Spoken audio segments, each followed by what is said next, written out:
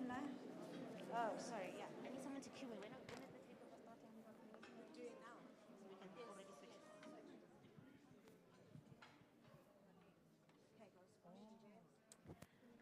Ladies and gentlemen, please join your hands to welcome Group Chairman of MSG Africa, Shilumani, Mr. Mgiven Mkari, his wife, Mrs. Ipeleng Mkari, and the Mkari daughters.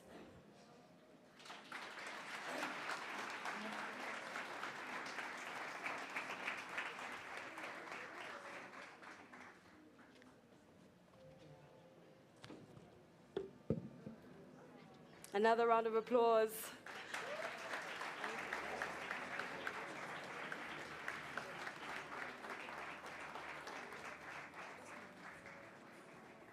Shilumani, mintsandzangwenyeni, xisaka xa mimpfi, maala ku pfukiwa, Mkhari, wena tukulwa njhakanjhaka.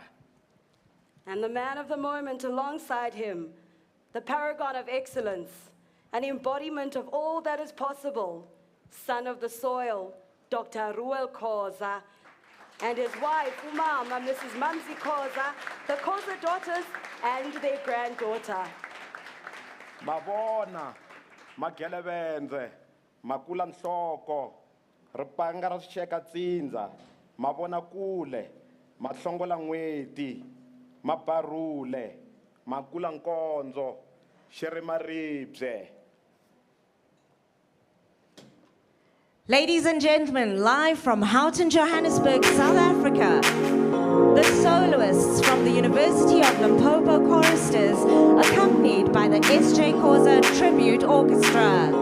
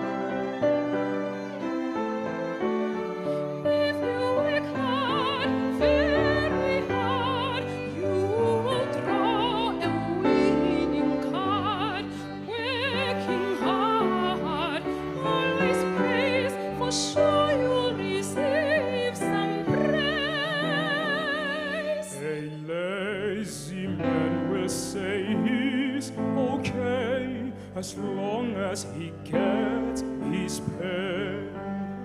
So says the lazy woman, as long as she gets her pay.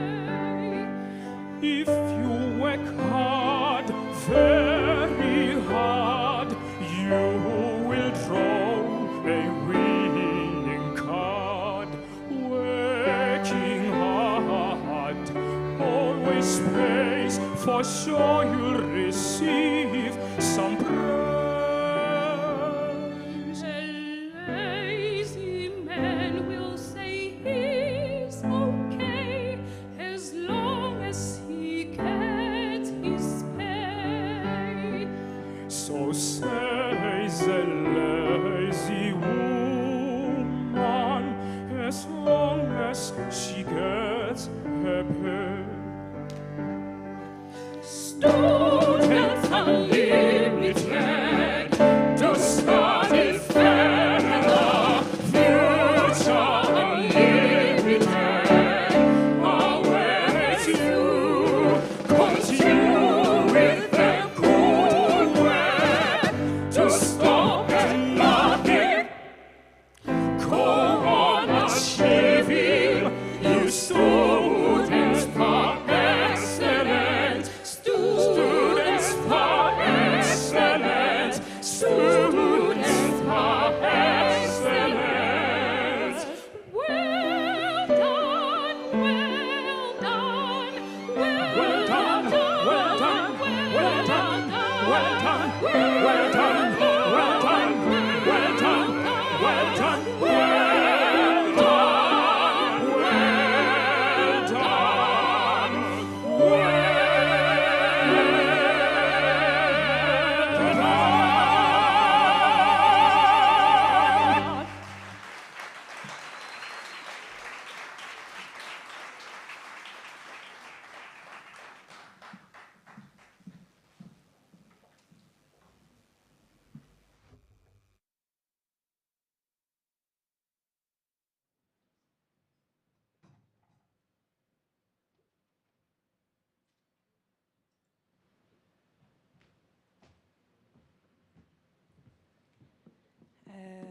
Good evening. Reuel. I am not your program director. My name is Tsakani Maluleke. I happen to be the Auditor General, but tonight I'm here because Mr. Mkari was kind enough to make me part of the program.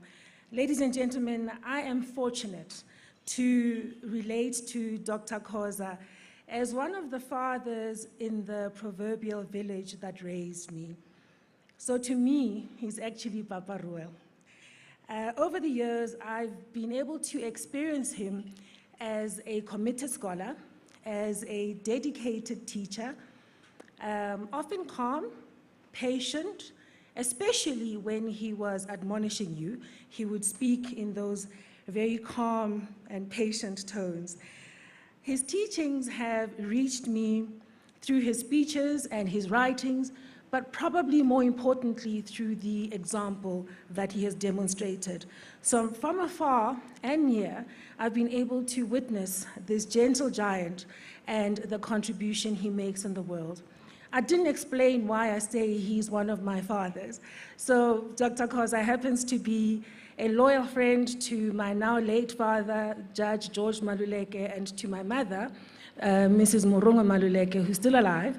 And they met, of course, on that campus of Turfloop, now the University of the North.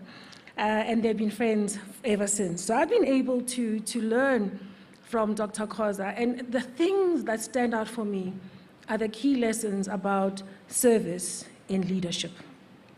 I've observed how he's consistently chosen to serve with ceaseless effort in business, in running public institutions, in advancing the cause of educating many young people, generations of many young people.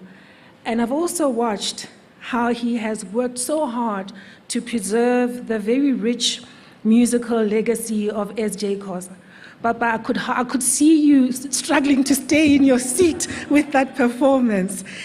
Such was your delight. I've been able to observe how he's continued to challenge himself and others to lead with consciousness and with conscientiousness. That's what he taught me, and that's what I've watched him try harder with every moment to do. And when I look at that, I recognize that the world, with its complexities, demands so much of our leaders. So we best show up with consciousness and best serve conscientiously. I've observed how Dr. Khoza has remained grounded and yet optimistic as a leader of our society, as a husband and a father. And I saw how he remains ever firm in his belief in a better future. So I'm fortunate to count myself amongst the many beneficiaries of his generosity, his unyielding support, and his wisdom. And I most certainly look forward to hearing from him today. Thank you very much.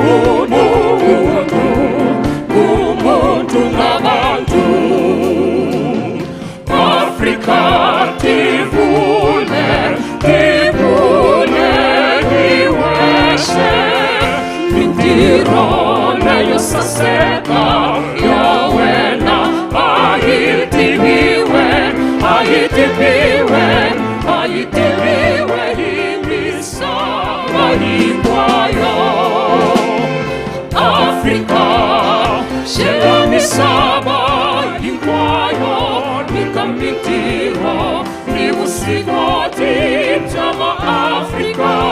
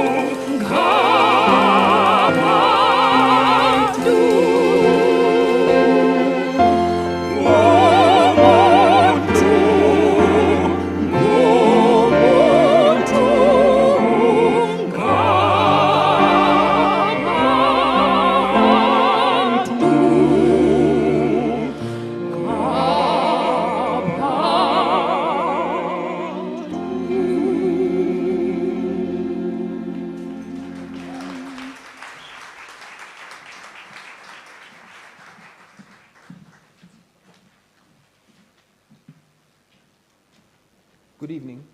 My name is Simpiwe Chabalala. I'm the Group Chief Executive of the Standard Bank Group, which is the largest financial institution on the African continent and is definitely the largest financial institution in South Africa. I'm here tonight to speak to you, and it's a real privilege to be able to do that, on behalf of Standard Bank and on behalf of myself, about a great icon, a luminary of our age, and an ornament of our generation, Dr. Khoza. You ought to ask, why should anybody pay attention to what Dr. Khoza has to say? There are a number of reasons, and they include the following. First of all, he's a leading light and a leading intellectual in the area of governance and leadership. As far as leadership goes, he's a person with clear views about what the future ought to be, is very articulate about that future, and is also very articulate about how we're going to get there. In terms of governance, you ought to know that he's been involved in King 2, 3, and 4, and insofar as 3 and 4 are concerned, he deputized Mervyn King in the process. Indeed, he is somebody who has got a deep knowledge of the gentle art of banking, my profession, and was a leader for a very long time as a chairman of Netcore, a fierce competitor of ours, but also, even as he was a fierce competitor, was at a personal level a father, a mentor, and a coach to me. He has got strong views about the role of institutions, which are so important in the development of our continent. If you think what is necessary for the South African national competitive advantage, and indeed what is the necessary conditions for the African continental competitive advantage, it is definitely the role of institutions. It is how we build confidence in relationships, in contractual obligations, in property rights, in the rule of law. Do people have faith that once they've given you money or they've lent you money, you will repay it as your obligations fall due? He has been very clear on all of this. So that is why, in my humble opinion, one ought to listen to this great leader. I have mentioned to you that I've got a personal association with him. My dear father, bless his soul, who is now late, was a dear friend with Dr. Khoza. So when the doctor says, my son, to me, it brings tears to my eyes. Because back then in the 70s and the early 80s, they had a strong association and they worked together, and I got the benefit of being called a son by this lovely man. At a professional level, you ought to know that he was a board member of the Standard Bank Group until 2002. Prior to that, he had been part of the advisory board since 1985.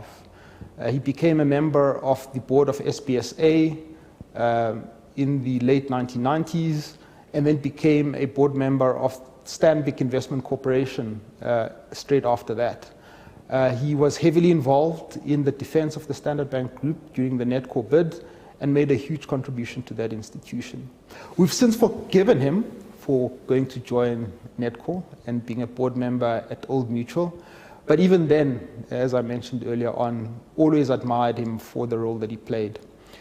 He's a man of letters, has got several PhDs, honorary doctorates, including one from my alma mater, from Rhodes University. He's got an LLD from Rhodes University.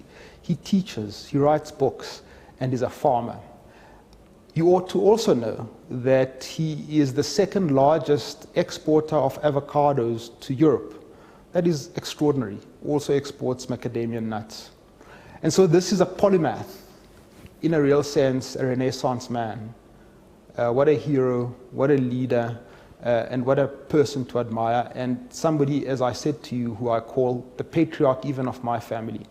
I thank you very much for this great opportunity to be able to talk to you, and do enjoy the rest of the evening. Thank you.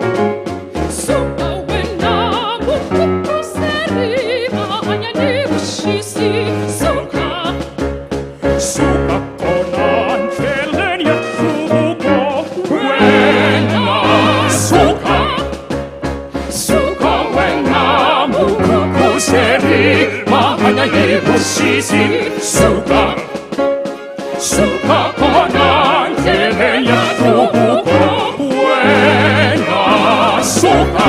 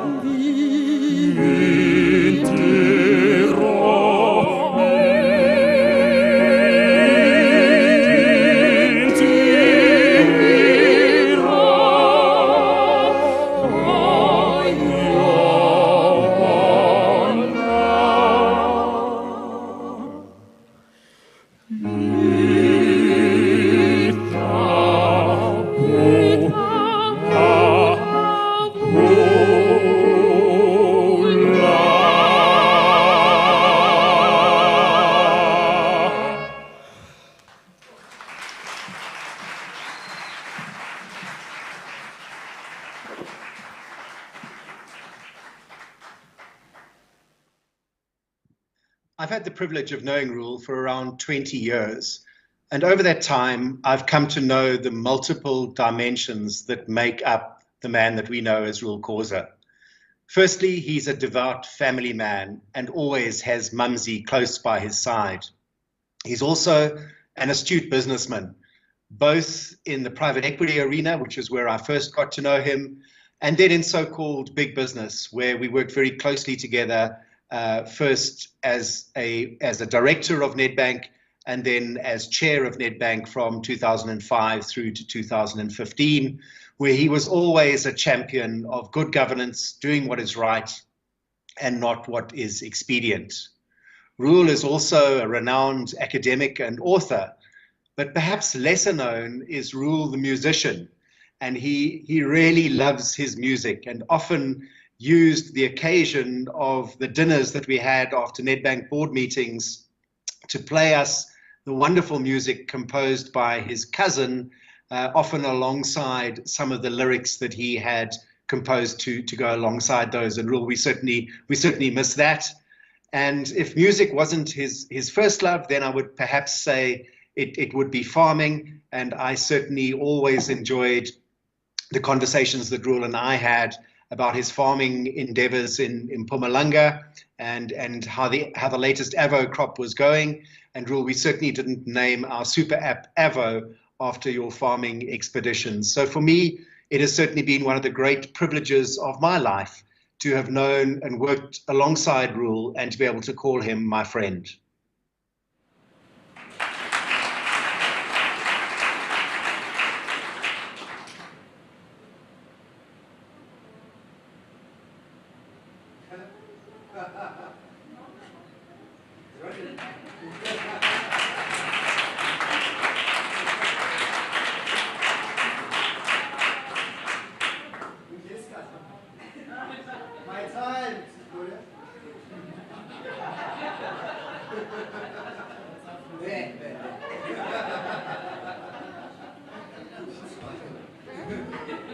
You notice I didn't greet given, eh?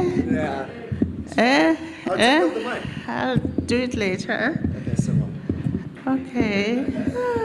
I'll give you my hug later. that's okay. It's fine. Thank you very much. I had to get this hug. I haven't seen this man for a long time. My name is Gloria Sirobe. I have 3 minutes or 2 minutes by now because I use the other 1 minute for...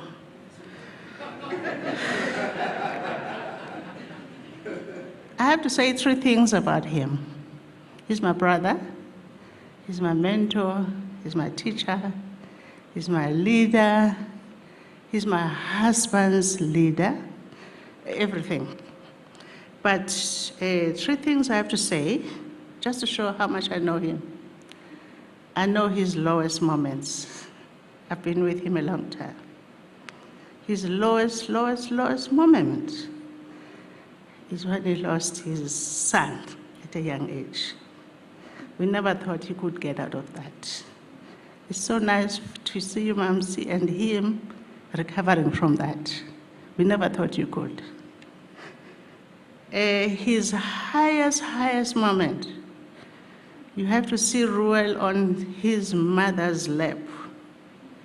He's a little boy just doting on his mother.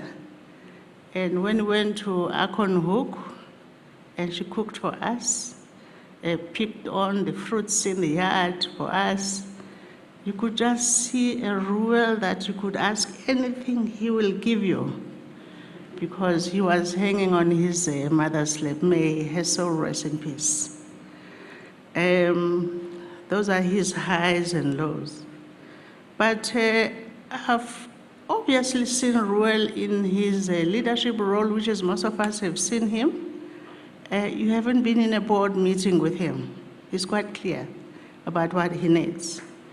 And the example I would give is in Nedbank, when he decided we will have a woman CFO in the whole banking sector of the country, he decided it will be in Nedbank. I'm not saying black one, white one, I'm just saying woman CFO. And he made sure that happens. Raisibe became the first woman CFO for the country in Nedbank. That is 12 years ago. And Reuel drove us to the ground to make sure that it does happen. I have to say here, Raisibe is the most successful CFO in the country, not just in Nedbank now, just the most successful CFO. On the issue of the leadership, mentoring us and making sure we do the right things, the last point I want to say is that Reuel wanted to make sure that we're not confused about the women empowerment thing. We have to be married and make homes. And by default, he threw at us, Mamsi now, to teach us what it means to be married, to teach us ngesixhosa umtshato, umendo. I don't know how to call it. It's quite a difficult program, but Mamsi has quietly just made sure we do what has to be done. To be a wife to a successful man and not try to compete with this thing. Just be the wife, build this home, construct this family, and make it happen. I have to thank you, Mamsi, because you have quietly just did that. And the grace of it, the elegance of it, the beauty of it, in his booming voice and his strong leadership voice, I don't think people know how much Reuel positively is so scared of Mamsi. If you have to look at that diary, yeah, there's all manner of teams around it, but if you don't round it up with Mamsi, sorry given, it won't happen. You've taught us, Mamsi, you've taught us. I'm now 35 years married. And I have to give you that credit because I have just looked at you just how gracefully you control the house with not even a word of shouting a Reuel in front of us. At the same time, we will know that he is so terrified of Mamsi. I just want to say, Reuel, the one more thing I want to say about business, there's so many things to say. Quietly, he is the biggest exporter of avocados from the country. I don't think people know that. His farm in Mpumalanga is the biggest exporter of avocados through a board that I sit in. So I say this with authority. I'm not being casual about it. He is the biggest exporter of avocados. Thank you so much, Given, for giving me the chance to say this while he's still alive. He's going to live a long time. But thank you for actually forcing me to be here to see him alive, because he's spending a lot of time in Mpumalanga. And I'm in Gauteng worrying about COVID and all those things that, but thank you so much, Reuel. I wish you good luck. I'm looking forward to this chairman's conversation. Thank you.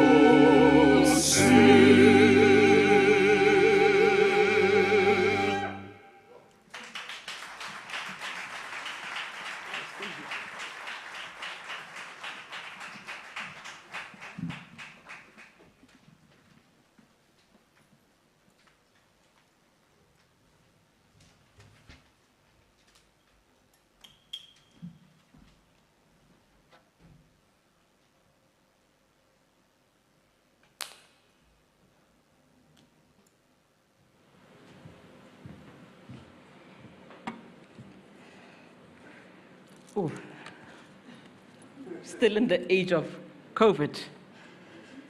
Riperile. My name is Khoza. I'm not only CEO of Dana, I am also my father's daughter. It's very rare that one gets an occasion where they don't have to do much research in terms of a speaking engagement. All I needed to do was to relive the last 45 years, and now everyone knows how old I am, climb into a time machine and be able to share these moments with you. It is so good to be able to celebrate the people you love while they are alive. This has not always been the case. I just want to take a moment now to acknowledge an aunt of mine that we lost about a week ago. It was unfortunate that she was not celebrated in this way while she was alive. Her name is Auntie Felicia Khoza Matukan. She passed away on the 12th of November, a matriarch of the family, a unifier, a source of family history, a source of pride, a bold lady, expressive and not shy to speak her truth. We do miss her and we wish that she was part of us today, but thank you for allowing me to just take a moment to acknowledge her.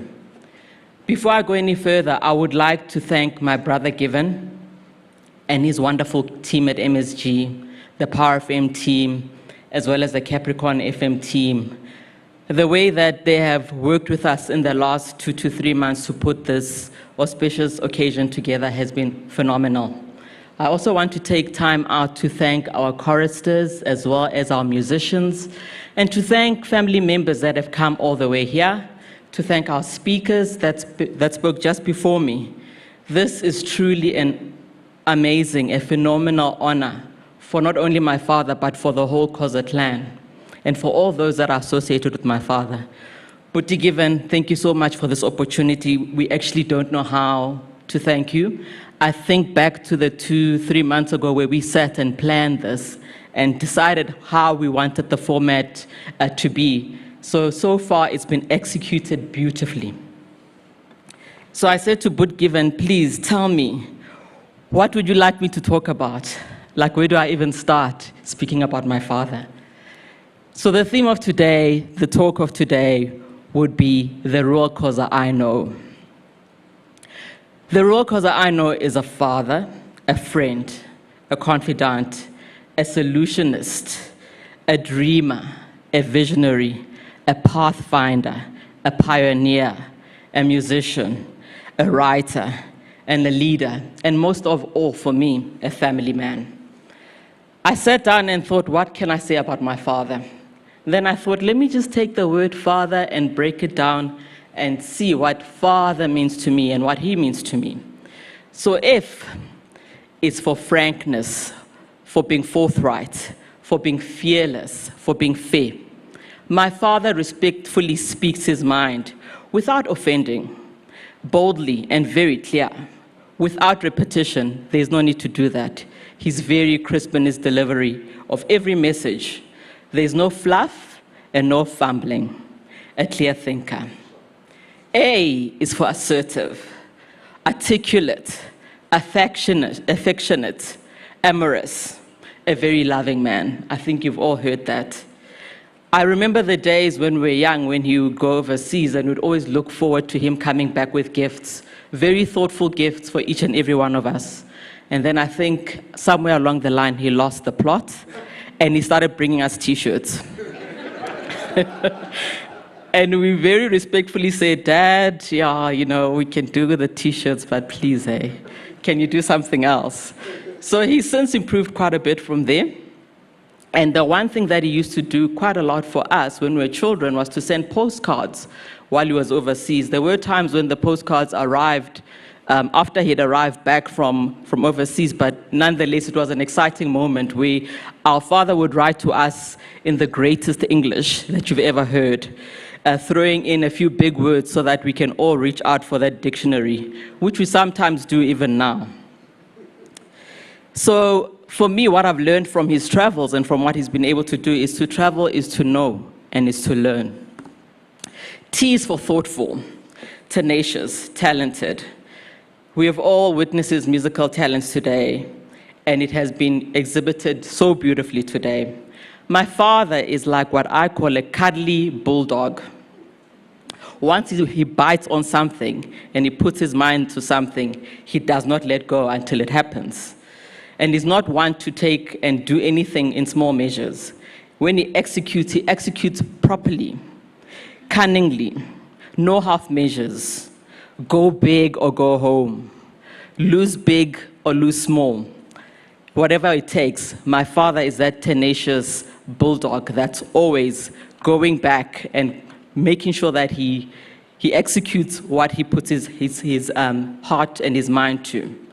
H is for humble, humorous, hard-hitting, and honest. I think many of us have experienced that. I think there are many politicians that have experienced that. What you see with my father is what you get. My father is humble. He interacts with people from all walks of life. He will not say, because you're a gardener, because you're a cleaner, because you're president, because you're a president's assistant, I won't speak to you. My father shows the same respect to every single human being, regardless of their class or their place in life. My father is spontaneous. He has a fantastic sense of humor. We often laugh, have many, many belly laughs together. And what he always says to us, he's very honest, very hard-hitting, and he tells people what is in his heart at all times. He doesn't mince his words. E is for excellence, exemplary, eloquent. He's a great debater, always putting his point across, whether you agree or not. He will make sure that he is heard. But he's not only a great debater, he's also a great listener. He strives for excellence in everything that he does. As I said to you, he does nothing in half measures. In his work, he's excellent. In his studies, he's excellent.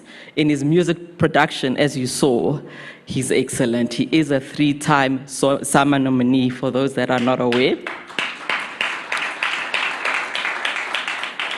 He also shows his eloquence in his writing and his sharing of his thoughts.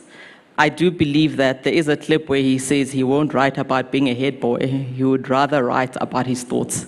He has continued to do that and has written many books expressing his thoughts. So he has shared that family value of excellence within our whole family, not just myself and my sister and my daughter, throughout all our siblings in Ekonhoek. Our whole family, anyone who knows him, knows that he's all about excellence. And being exemplary for him is not saying, do as I say. He's more like, do as I do. So he walks the talk. He's very eloquent, and he's never, ever confused. R is for responsive, respectful, rational, refreshing. Whenever we approach my father with any request, even if it's a no, he'll be responsive. He'll be responsive nonetheless, and he'll tell you very, very quickly whether it's a yes or whether it's a no. And the extent of his respect, he can deliver a message, a very negative message to anyone, and they'll walk away with a smile. So his delivery is impeccable. rational. My father is a rational thinker, very logical. He thinks through, he listens very, very well. He thinks through before he makes any responses, under any circumstances. He's certainly very refreshing. He is not a follower. He's a pioneer.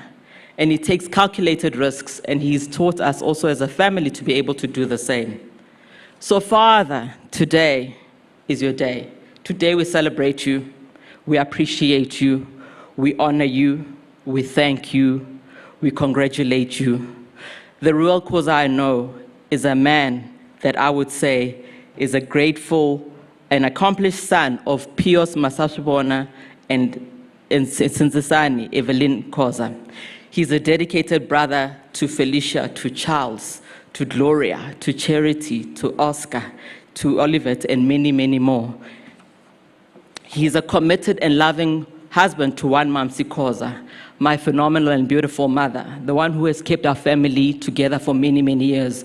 You've heard what Aunt Gloria had to say about my mom. My mother is that person. He's the doting and ever-present father and grandfather to one Ngateko, to one Monene, and great-grandfather to Zoya. Today, Papa, we say, Midiro Yabulabula. Today, your work is speaking for itself, and today, you will speak for yourself. Above all, the Reuel Khoza I know is for us a source of pride. Thank you.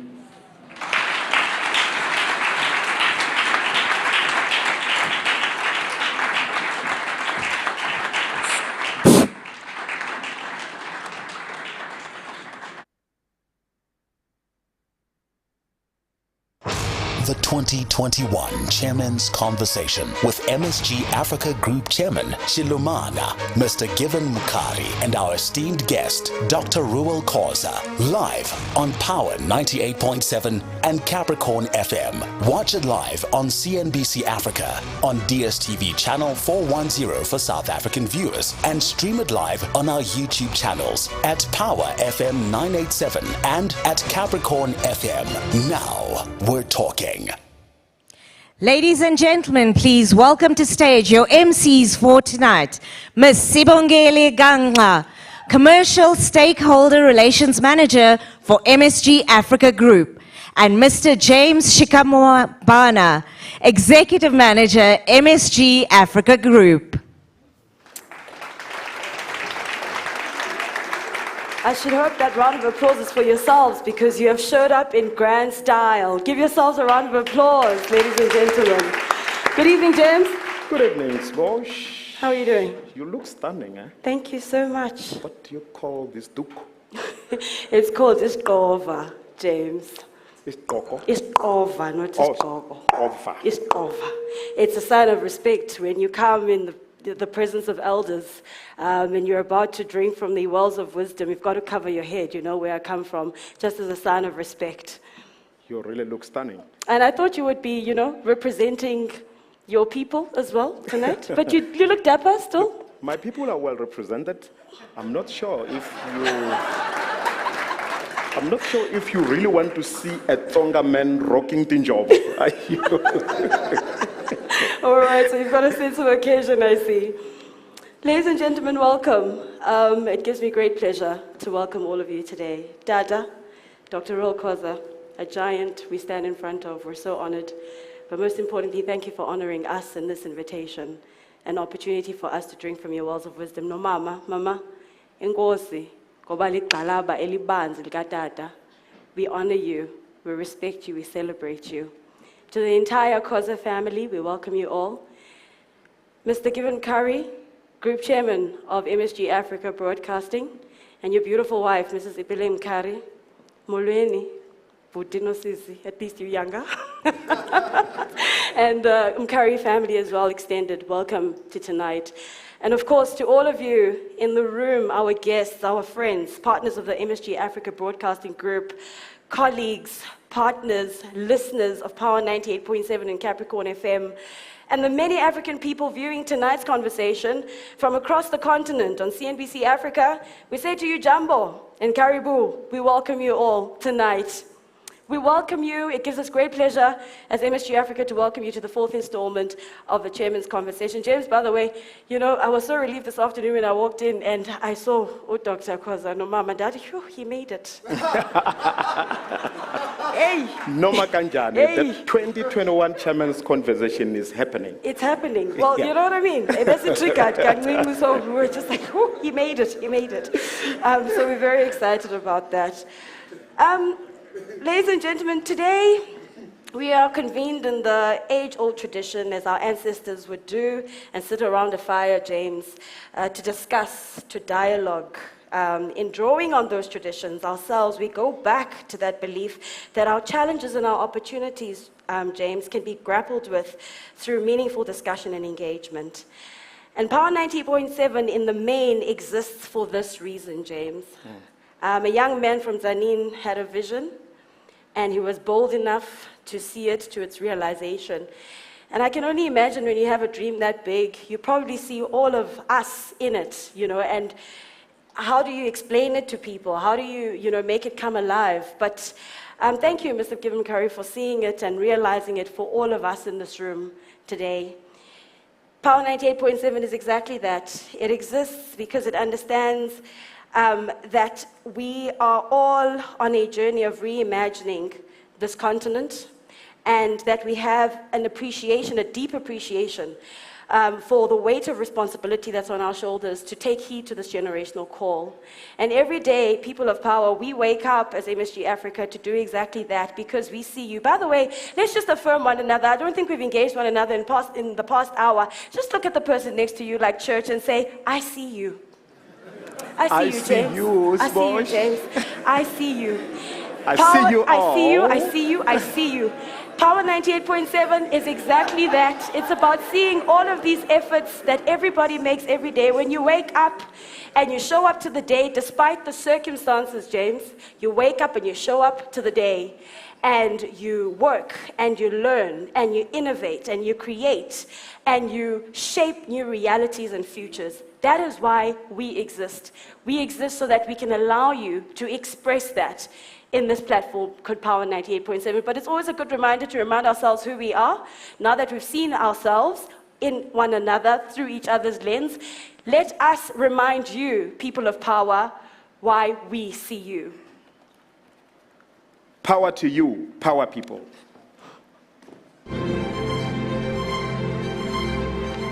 Power to your ambition. Power to what you stand for, what you believe in. To making something out of anything and everything out of nothing. Power to the wise, the warriors who conquer boardrooms, social battalions, and skeptical bureaucrats. Power to the courageous souls, the spiritual teleporters, them who raise future leaders while shaping leaders' futures, all in a day's work.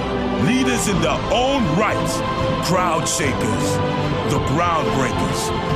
We say power to you, the harmonic, melodic airbender, the platform taker, the voice of reason, the perception shifter, the sister and brother from another mother. To you who envisions an Azania alive, to you who have your ear to the ground of this golden plateau, immersed in conversations that are yet to be heard. To you who realize and materialize all that can possibly be done under the South African sun. You who won't give up until what's right is done. We say to all of you who know what's true, the time has come to dial into a frequency that allows you to really be you. To you we say power. Power 98.7. Now we're talking. Power to you. Power to you, power people. James, I think it's that time now, the long-awaited moment for the men of the moment. Ladies and gentlemen, please join me in welcoming Group Chairman of MSG Africa Broadcasting, Shilumani, Mr. Given Mukari, and Pioneer, son of the soil, Dr. Reuel Khoza.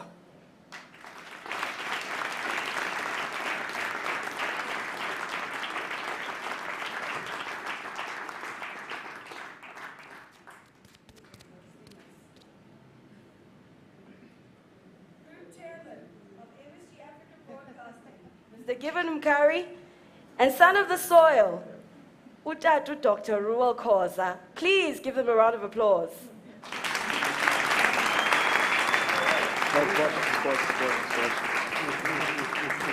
Let me help you. In our culture and tradition, that's not how we do it. Oh, is it? Yeah, you see, when you introduce elderly people, I know that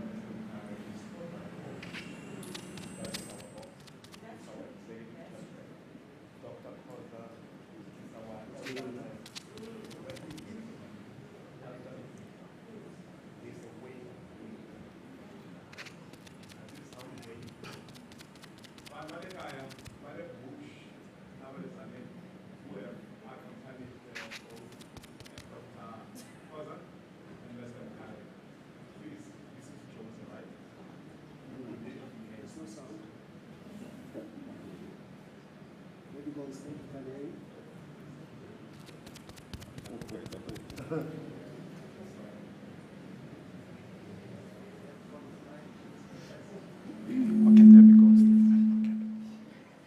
Okay, Bosch, let me help you. Let me help you. Let me help you. This is how we do it in our culture and tradition. My people from Bushbuck Ridge, Naletzanin, please behave. This is what we're going to do. You know, when you speak to your ancestors, you don't scream, you don't clap, you relax, right? Right? We agree? So I'm going to introduce someone who's going to play this role. For a lack of a better word, I will call it a ritual, to come and perform a ritual.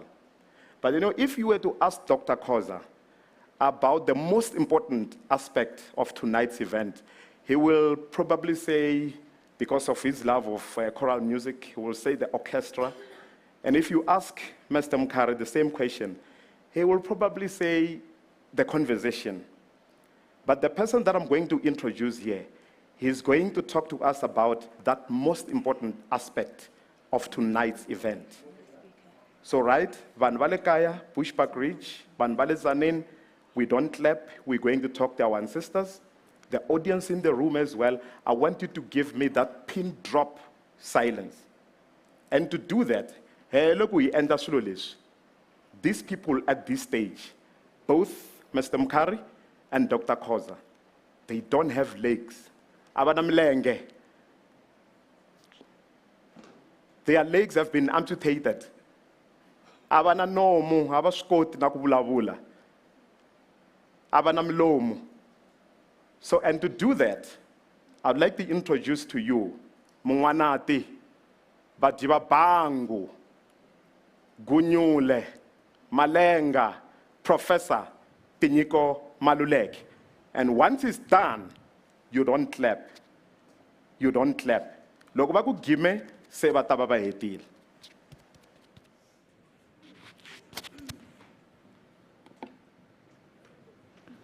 Chereza ivumango moha yakaya lekamhlaba.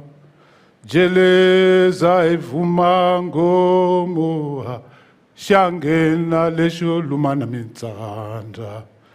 Jeleza stati ngoma mita umana mihloti phela. Switlhekekile hey uma lexithuve nantswelani mi tiphina yi nga fika ngwenyankelenge tomu hi byakwe mulungu ntima va qhita maja uze hi miyungu kasi hi mpela maja a mo la ku dlaya tomu mi celela vatsandekile va ta pfuxa na swicele na ntswaka muti lowu va ta jeleza mkhari cheza xa giya se mo a amsemfunderini kuqamba na kucina se mo vangatami heula mitaluza tsamseka ni shangen tum madala wantlohe halala etsi. My task is not so much to cover as it is to discover. Not so much to play as it is to display. I am here to remember the dismembered and to embody the disembodied by summoning the ancestors.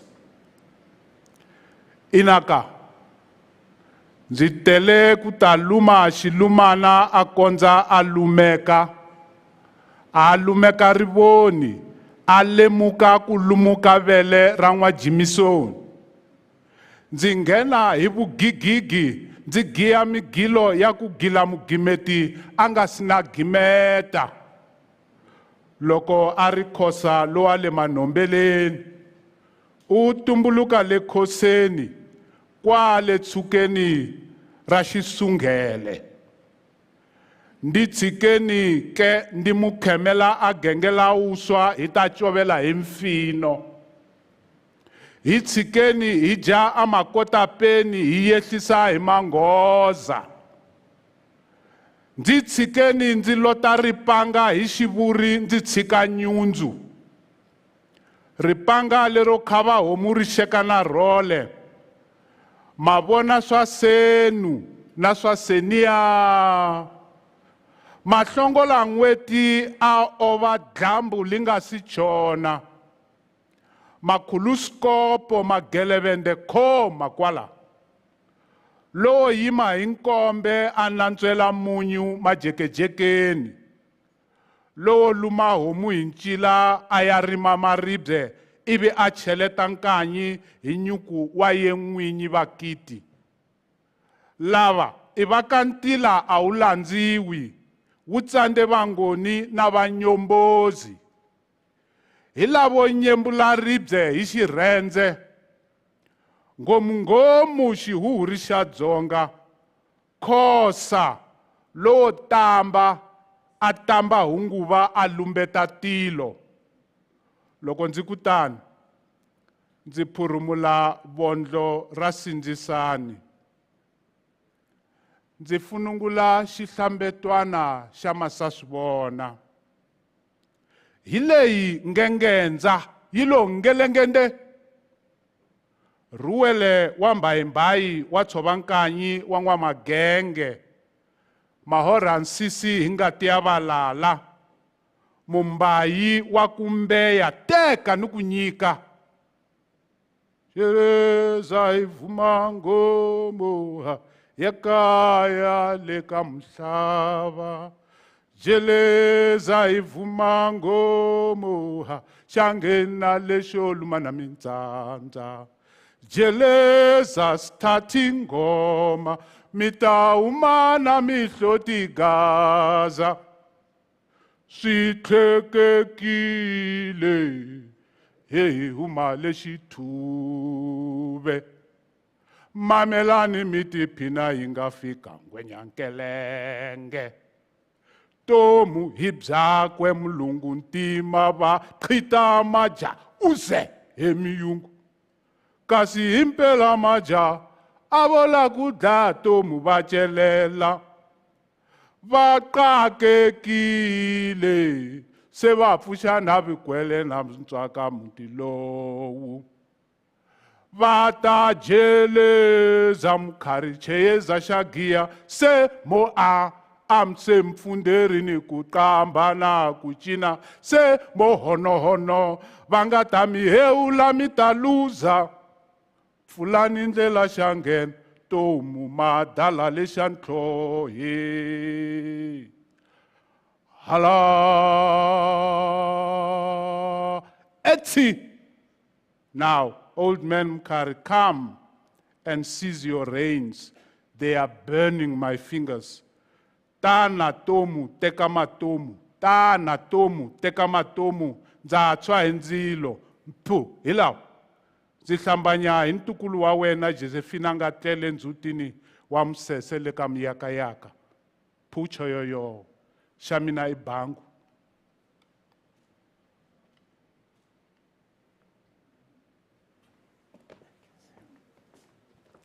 You may clap.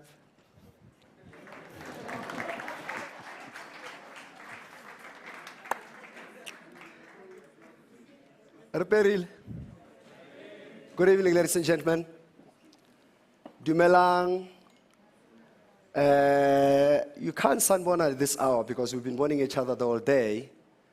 But I want to first, before we proceed with the program, I want us to take a moment. South Africa, and I guess the rest of the continent, we've gone through a lot in the past year and a half.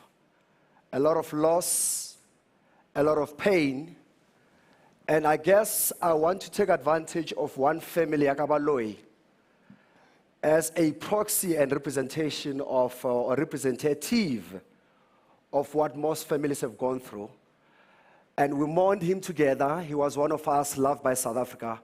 I want to take this moment for us to honor our dear brother, the ancestor of power in MSG, a young man, Bob Mabena. Shall I have a moment of silence for Mr. Mabena?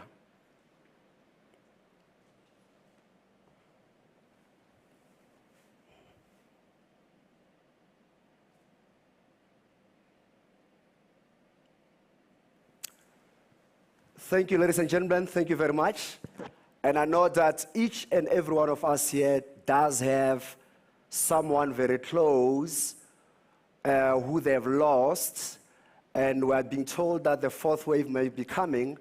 We've heard about one or two people who called us tonight that they were not going to be able to join us because they are worried that they may be catching some flu of sorts, and they were responsible and cautious enough to be here. But, so, let's thank God that most of us are still standing, and pray for those who are still going through a lot of loss, that may their comforter or their creator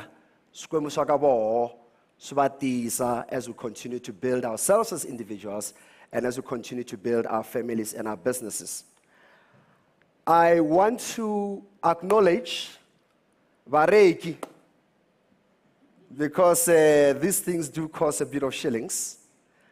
Sipoma Seko, Serameta Ukubong, Gugum Tembu, and the rest of the team at Telkom.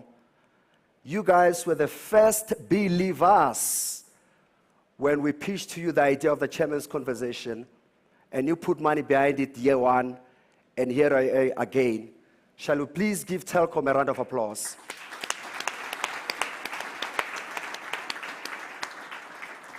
I also want to thank our broadcasting partners, CNBC Africa. There were some people who don't quite like that much anymore because they misbehave. And the team was saying, who are we partnering with? And I said, Inselema Labakulu, Moya Taibzela. And indeed, Moya Ibzerile. I called a young man out of Dubai. His name is Rakesh Wahi. I said, Brad, you want to play? And he flew the following week all the way from Dubai. It was the shortest meeting of my life. CNBC Africa said, we're game. You've got Pan-African aspirations as MSG. Your guest is a leader on the continent. It makes sense when I'm carried that you partner with us. We'll not only talk to South Africa visually, we'll take you to each and every country on the continent. And this time we'll also stretch you in the Middle East. So to our colleagues in West Africa, in the Middle East, East Africa, Southern Africa, and South Africa watching through CNBC, those who are streaming the world over, we just want to celebrate our brothers and sisters from CNBC. Shall we give them a round of applause? I also want to acknowledge those who know me, you'll know that I'm a petrol head. I love my cars, I love sport. And it makes sense that we'll partner with the sexiest automotive brand in the world, Italian made. But what is particularly special about Maserati is that it's actually the only global luxury brand I know that in sub-Saharan Africa is in black hands. And so I want to acknowledge the Chief Executive of Cornerstone Group, Mr. Bruce Zungu Manzini, and your team, Brad and Bev, at Khoza Holdings, for driving us, putting a bit of cash, and making us look good. Shall we give Manzini and the black team of Cornerstone a round of applause? We always have friends. In the last chairman's conversation, African Bank came on board, and now there's an amazing team as well at African Bank, KGB, Spusiso Kumalo, Chairman Tabo, thank you so much. Our dear brother, Adrian Go, who's been a sponsor and a friend for over 20 years, your team Hilton, and everybody else at Discovery Group Holdings, as well as at the bank. Thank you so much for your support. I am particularly proud of my homeboy, Alex Mabunda, and the rest of the team, who for several months now, without a big advertising budget, have known that you are not defined by where you are today, but where you're going. And Alex Mabunda and the Ntiso crowd have always played with us. Ntiso Group, well done and congratulations, guys. Thanks for partnering. I hope I've sung for my lunch or dinner. Shall we get to it? Riperilo. Dokatel. Hey. Mifuge. Ifukile mjani? Mina shibindru we. Bango batutuma ngomota. Ingabalekisa kuyini? On a serious note, a lot of people were very disappointed that in 2019, they thought we didn't have the chairman's conversation. I keep reminding them, the nature of the chairman's conversation is that whether you come in person or not, South Africa continues to talk. Yeah. And I think we must give President Ramaphosa some credit, because if you think about it, he couldn't make it in November of 2019, and in February, we had COVID. So I'm thinking our president must have had foresight to introduce us to the concept of social distancing. Hi, Mr. President, I know you're watching. Thank you so much for honoring us. Thank you so much for honoring the continent. Thank you for honoring these people. And I think in one of the promos, you do say that you don't want us to bore people with your background, because, as you said, with that pose, who cares? So, but once again, thank you for honoring us. Why are you here?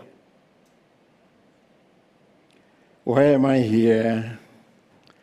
I think for a variety of reasons. First and foremost, where you are concerned, you and I beat our drums to the same God. So I couldn't say no. Secondly, our paths have crossed in the past, even though we belong to different generations.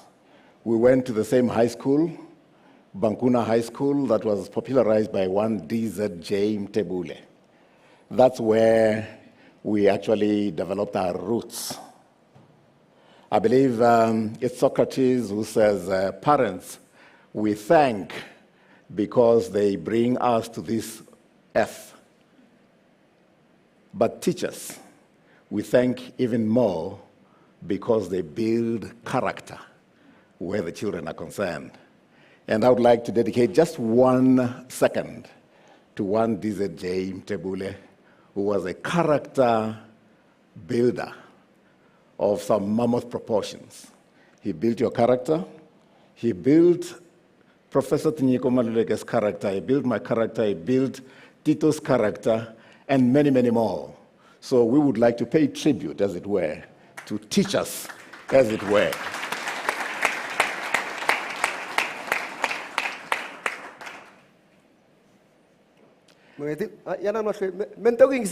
Yeah. I'm here to listen. But then also, I need to, perhaps, I should start by recognizing those that came before us and cared to think Cicero opines that gratitude is not only the greatest of all virtues, it is the mother of all the rest.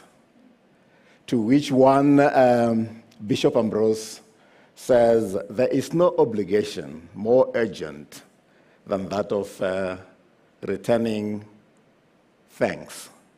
So I want to kick off, if you allow it, by thanking everybody who is here present, but even those that actually waxed lyrical about what little achievements I have notched up out there via your platforms.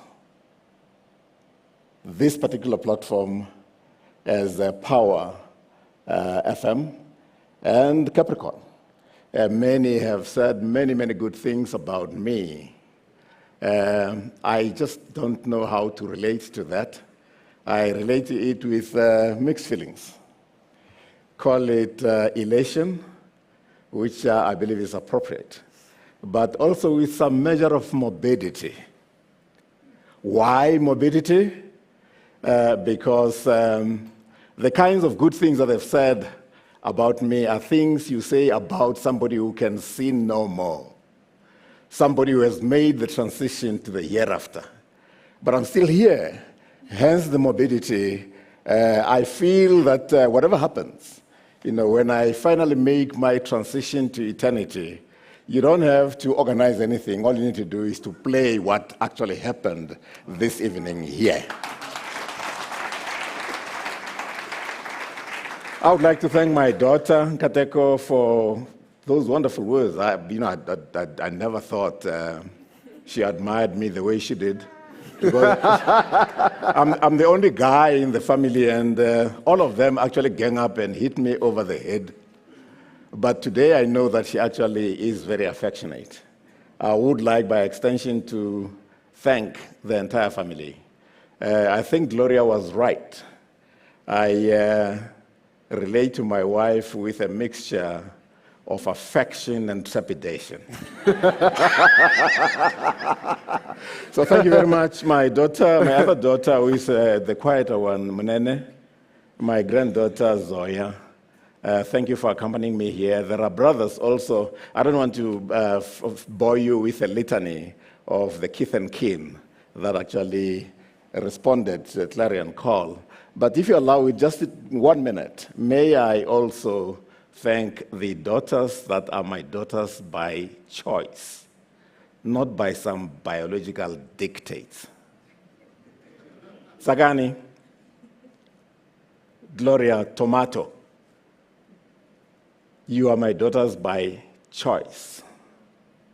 And I believe there is a manner in which that may actually be even more significant than those dictated by biology. Thank you very much for what you actually had to say about me. I also have sons in SIM. SIM in the 80s. His father used to say to him, when you grow up, I would like for you to beat that guy, talking about me. And I'm so delighted. He has come and whizzed past me in a manner that I believe is very commendable. Those who know, in Shangan, ekuti olola.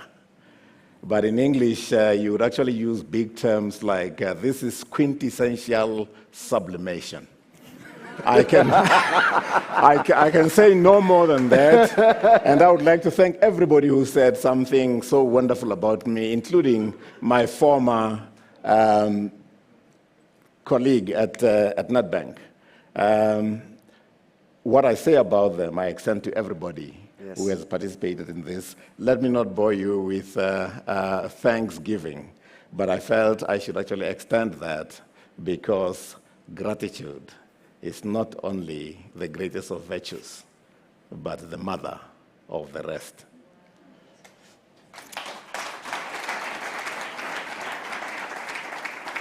So I also have to sing for my dinner. Nzala Mamkari. Reranzu, Valerie, Sulu, Namanonga Oksaseka. My 4 girls and the big girl, my wife, Ipileng. Thank you.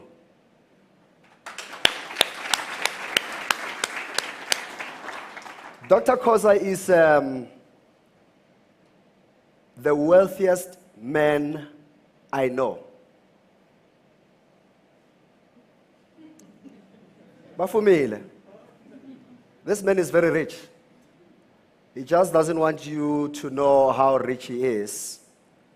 But I think people like Sin, people like Man Gloria Bunkateko have demonstrated and have shared or sampled us on the depth of his wealth. You see, wealth is exactly that. Riches expire and they perspire. Wealth is disciplined, it lasts. Wealth is family. Wealth is love. Wealth is peace. Who was it who said, and you still smile? Only a wealthy guy can tell you stuff, and it's hard, but it's tolerable, and it feels right. We saw his wealth demonstrated here through music. There's a role of wealth in the form of wisdom in his books. So those who haven't as yet tapped into his wealth, it is for free. Please tap into it. Refuoler, Dr. Khoza, have you always known from the time you were born that you are wealthy? No, not at all. I believe you're equally wealthy. I don't know of anybody who actually started a radio station at age 19. When you were at TEFLOP and were breeding for a bachelor's degree, you actually saw it fit to establish a radio station and insisted on the authorities that were there that they should actually introduce media studies. So I believe you're very wealthy. And you went on to study in the US, and when you were there, not only did you pursue your studies in media, but you also established an association that infused African Americans who were somewhat plastic in their approach with the true spirit of Africa. And I want to believe that that indeed is a kind of wealth that does not expire. But be that as it may, I didn't know much about what was going to eventuate. But I would like to suggest to us all that whatever it is you do, you must develop and crystallize a sense of destiny. I was lucky to crystallize that when I was doing my 5th year of primary school. It was called Standard 3 then. There was a principal who came from Morija. He was not a local guy. He had a BSc and a BD. He stayed with the missionaries at the mission school where I went. And not only was he handsome, he also had children that could rival your daughters in beauty. Never. But very, very importantly, what inspired me was the fact that he was not very shy. He had BD and BSc etched on the door of his principal's office. But that was not enough. When we had to go home, we had to go past his homestead. And they used to cook very, very good food, not the kind of food that we ate in the village. So as we went past there, it was at a time when the food was just about ready, and the aroma wafted across what passage we're going to go through, and we'll slow down and imbibe in that aroma. So I said to everybody within hailing distance of me that one day I shall be principal, so I can eat food such as that whose aroma I am enjoying. So I never got around to becoming a principal, but I've been lucky to be chancellor of 2 universities to date. Now counting to and 3. Now going for the 3rd. I believe that's some kind of principalship. So develop a sense of destiny, from that derive what you could call your vision, and pursue that vision predicated on a set of values, because otherwise, you'll snap and you'll find yourself in limbo. Pursue that vision predicated on a set of wholesome values and pursue it relentlessly. Let's take it to the nation, to the country. There's a sense that we have retreated to our houses, to our families, to our jobs.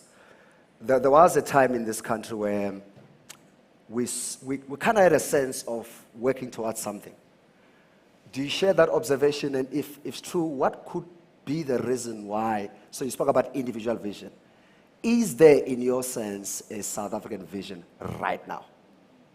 And if not, when did it die in your observation? I believe there is some vision insofar as the National Development Plan has been crafted. And it is all of 418 pages. The vision is stated in 4 pages. Now, for a mind such as mine, by the time I get to page 4, I've forgotten what the vision is about. So if you want to articulate a vision to me, make it one sentence that I can sing on a daily basis as a mantra.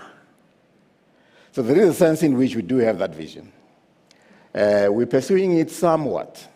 We have had all manner of plans, going back to Asgisa and all of those plans. But I believe where we go wrong is actually have plans instead of having active planning. The two are very, very different. Active planning actually says you have a goal to pursue, but there shall be timelines and deadlines. There shall be moments of reflection.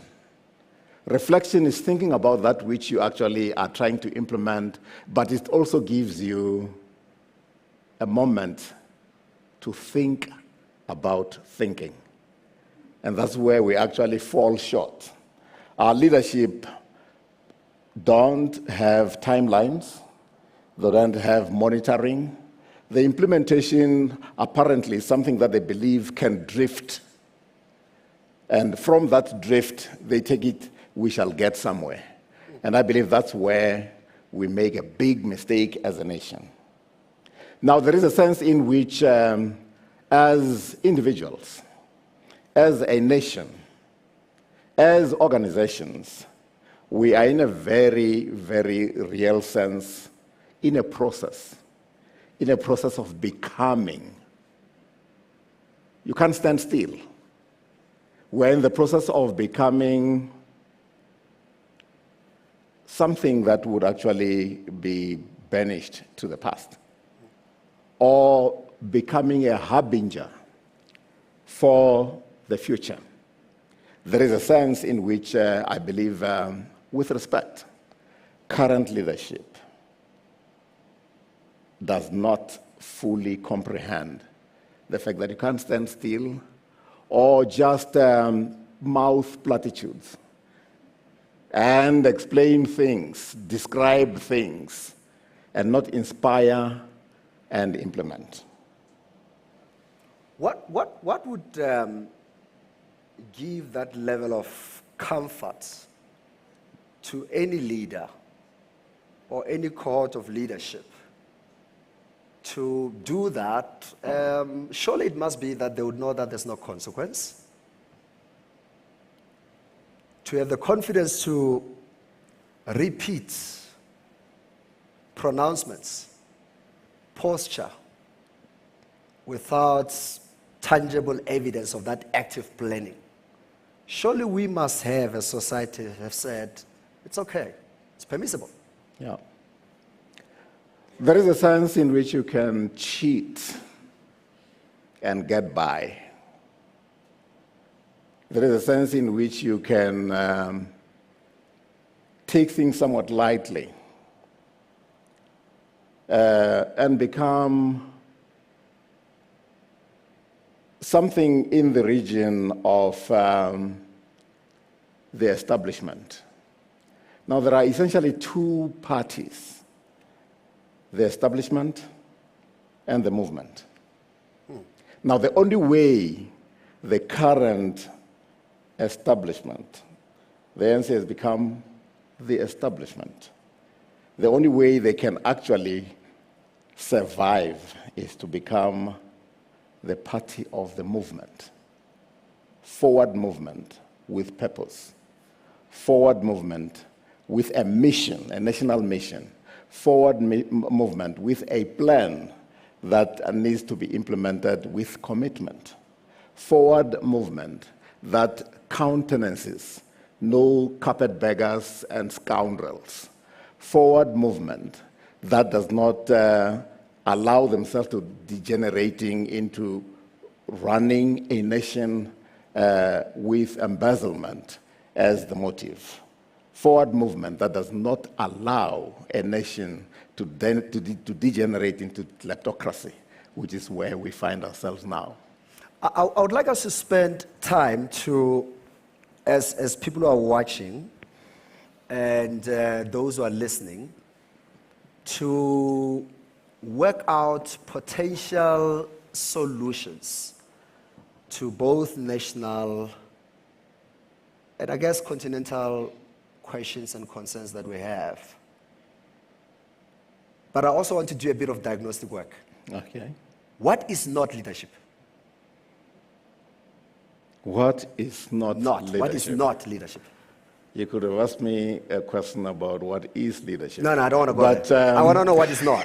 What is leadership? I've read all your books and I understand. And we spent. He's my father. I spent a lot of time with him, and he's a father to almost every successful professional I know, and a few entrepreneurs call him our father. So we all claim he is our father. But I want to understand, Dr. Khoza, what is not leadership? What is not leadership is, in fact, the antithesis of leadership. Okay. It is actually misleadership. Now, misleadership takes various manifestations. What is not leadership is ignorance that masquerades as knowledge. There are leaders who want to believe there is such a thing as a born leader.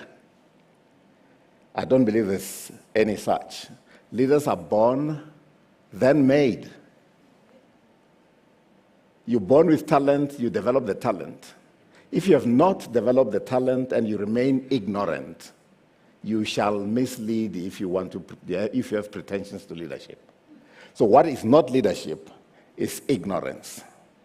What is not leadership is carelessness, where you don't respect humanity. You step into leadership because you want to be self-serving.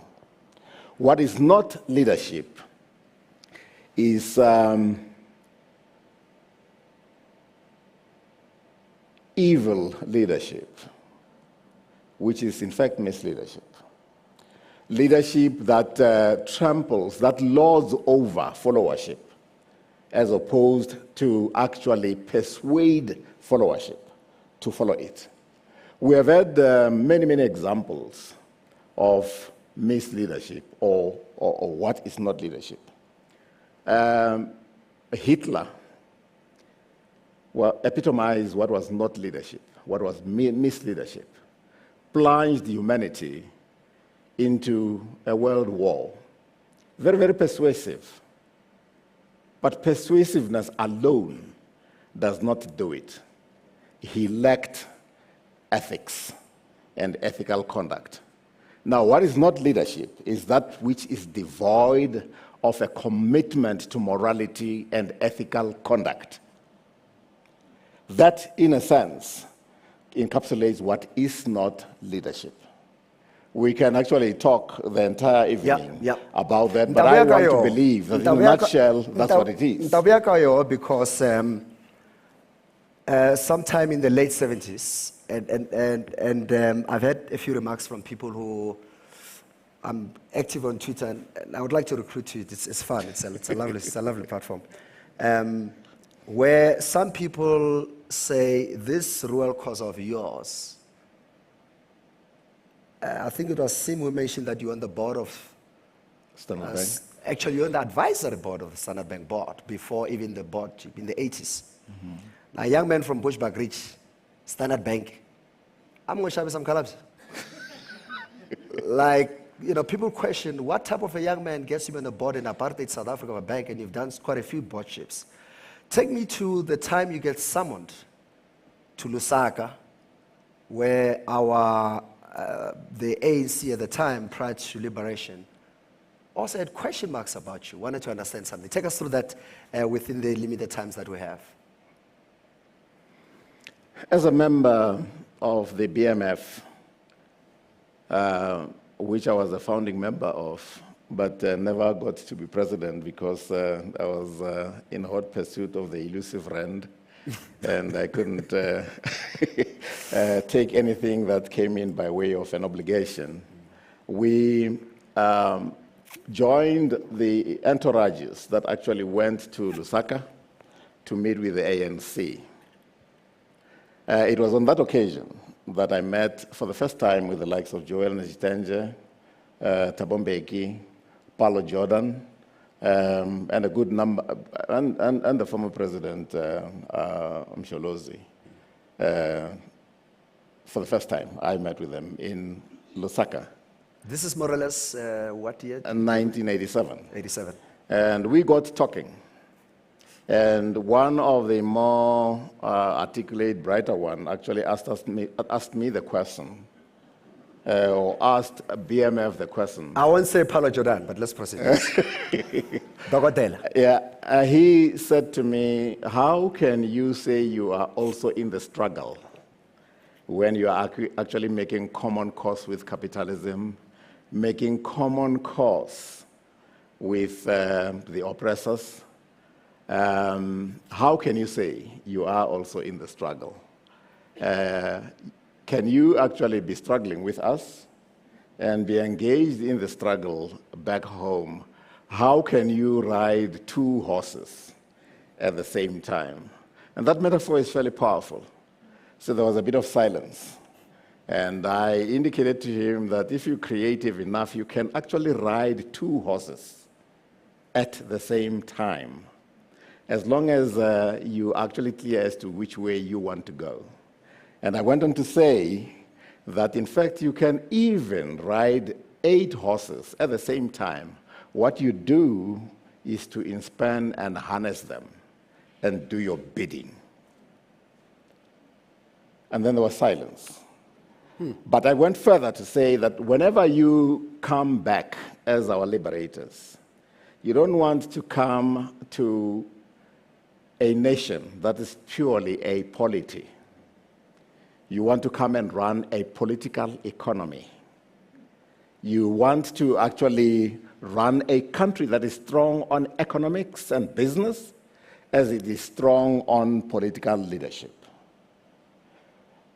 And when I finished my little explanation on that day, in fact, when we arrived on Friday, Oliver Tambo was not there. But they told him that there are these uppity fellows who would like for you to come and meet them. But when I finished with that explanation and also gave them a little bit of our understanding of history, because I'm also a student of history. Correct. The old man jumped off the seat that he was sitting on. This is Tambo.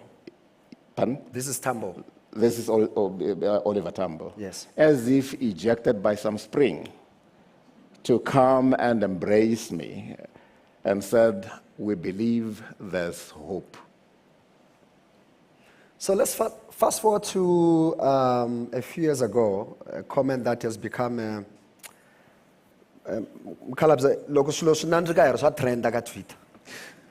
that has become a trending statement, the strange breed of leadership that is widely quoted.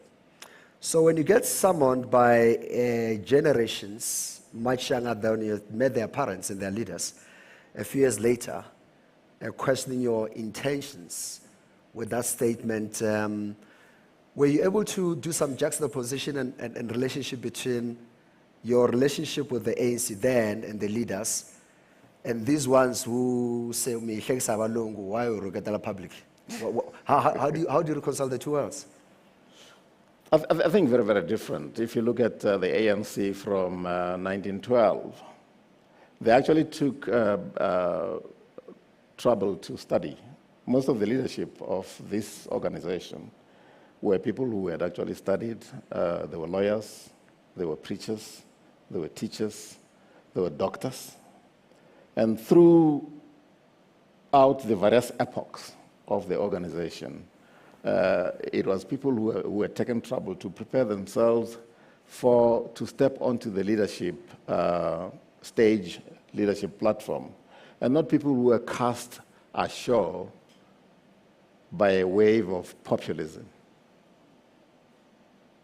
What actually made, what I did not say about our visit to Lusaka was that, in fact, I got fired from TEFLUOP for being a member of the ANC underground and working pretty hard on that score, turning the Psychology Society into a platform for grappling with the challenge of decolonizing the African mind, turning the Choral Society into a vehicle to convey our plight.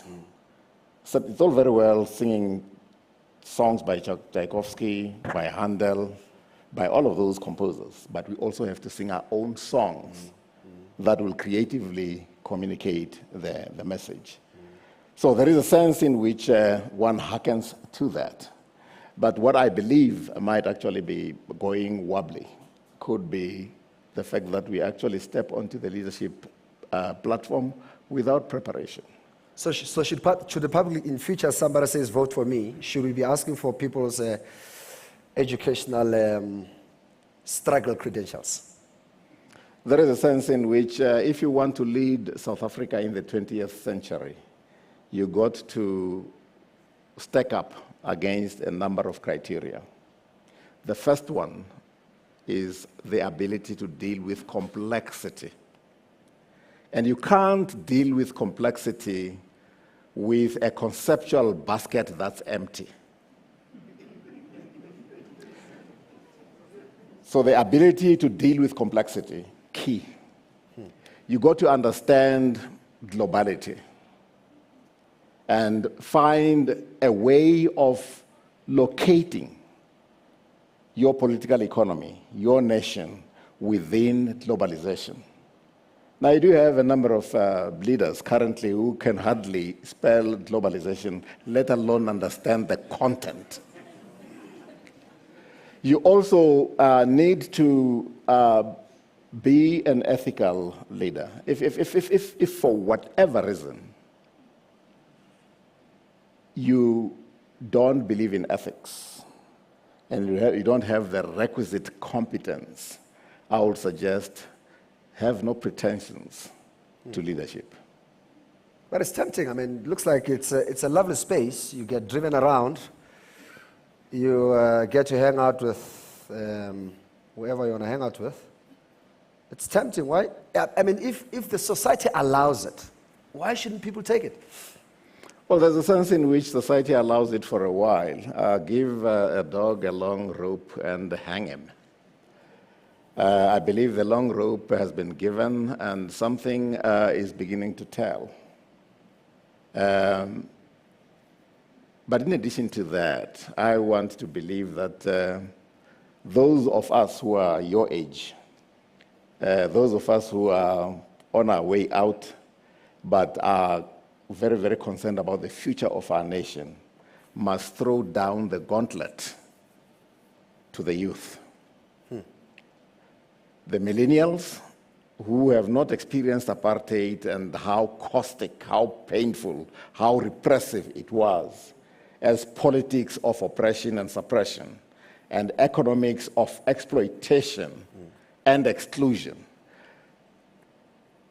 must actually link up with those that experience that And those who have experienced that must throw down the gauntlet. Let those who are educated, and South Africa is very, very fortunate to have an entire section of the population educated. The educated who are now just armchair critics must enter the fray. The educated who are actually blasé about the state of our political economy must fold their sleeves and enter the fray. And we have the critical mass.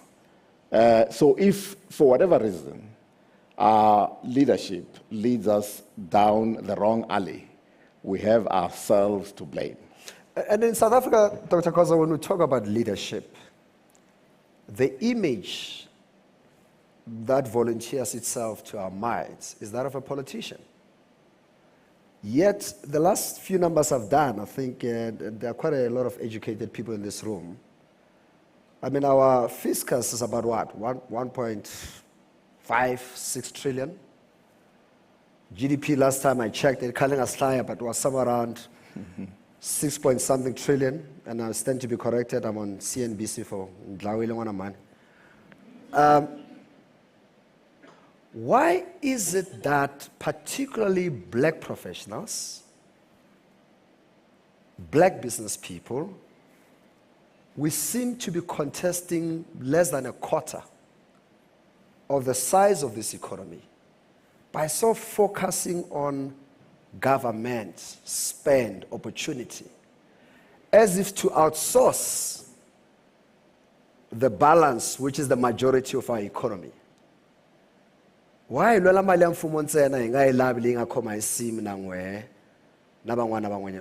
is that? How do we shift this obsession with public funds when the real money is actually outside the state, this economy? Very much so. But there is a sense in which I think we as the African intelligentsia like pontificating about things that don't yield.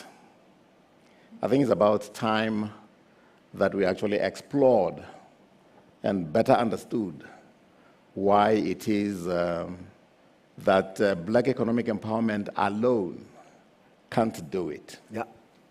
Black economic empowerment, as legislated, is commendable.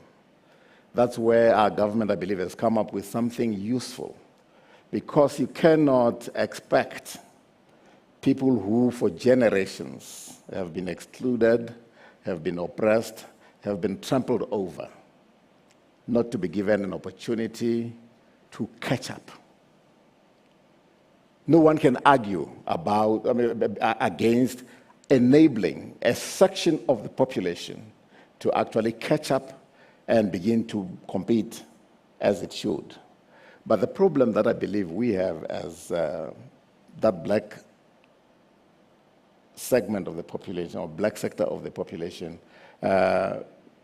fail to understand is that money is good capital. But ultimately, when all is said and done, real capital is intellectual capital. We have to develop our intellect such that if somebody pulls wool over our faces and say, black economic empowerment has delivered, shut up. And you know that 62-65% of the wealth of the country still vests in the hands of about 8 or 9% of the population. Something is still very skewed. We are in government. We can legislate the kinds of things that need to happen. But legislation alone can't do it. Mm-hmm. We have to develop our intellectual capital in a manner that is usable, mm-hmm, to make sure that when you enter into a corporation, you enter with an intent to master everything there is to master, mm-hmm, in that organization and gain expert power. And it is from expert power that you can lead a major corporation like the Standard Bank as a Sim Shabalala. We have to find ways of multiplying the Sim Shabalalas of this world 1,000-fold, 1,000,000-fold. And when that happens, we shall redefine South Africa as a political economy in our own image. It's interesting because I had a chat with a good friend, Kume Shonyane, whom I know you know quite well. He's currently the chairman of Investec. And we were gossiping about Fani Titi, the CEO. And there's a trend which is very interesting to observe. So there's a brother, Lwazi Bam, who's an outgoing CEO of Deloitte. Sis Gloria, I think, spoke about Raisibe. You look at our AG, Tsakani. You look at, I mentioned Serameto Akubong earlier. To look at Sipho Maseko. You look at so many successful professionals, leaders. There seems to be a trend around depth, time spent in similar roles, patience, over a period of time, staying power. You juxtapose that with people who today, I'm CEO of Mkari Incorporated, Mundrugni CEO ya construction company, Mundluana sen CEO ya Funerale, Wabmonen sen CEO of Avocado. By Saturday now, I'm the expert in CEO of mining. Like, what is it about this sense of this impatience? And it seems to be a generational thing. Because when I look at my crew, the 70s crew, and those before us, maybe it was because of apartheid, I don't know. They seem to have been a little more patient. Today, you don't see a brother for a year. He says, no, moved on. Long time ago, Mkari, we haven't caught up.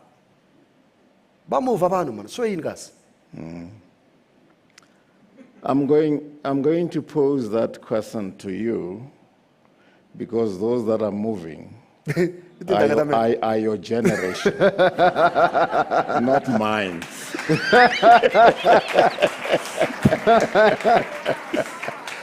So there is a sense in which we need to learn to drill deep.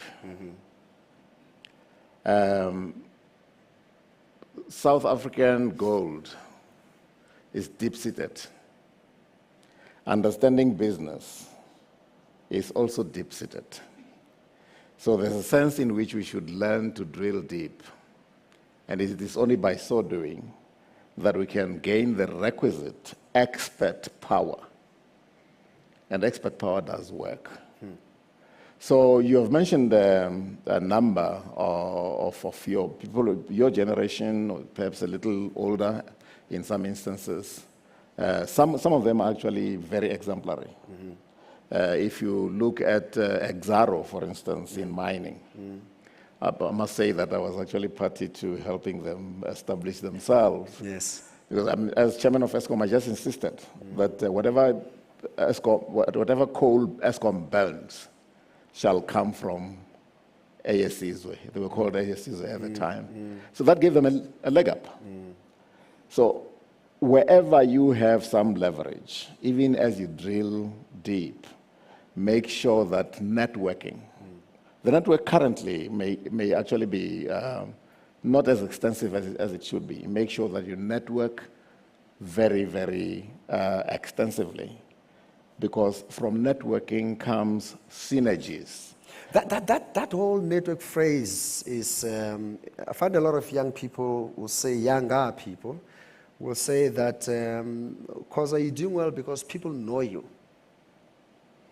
As if someone was born known, unless everyone like Mandela, but most of us are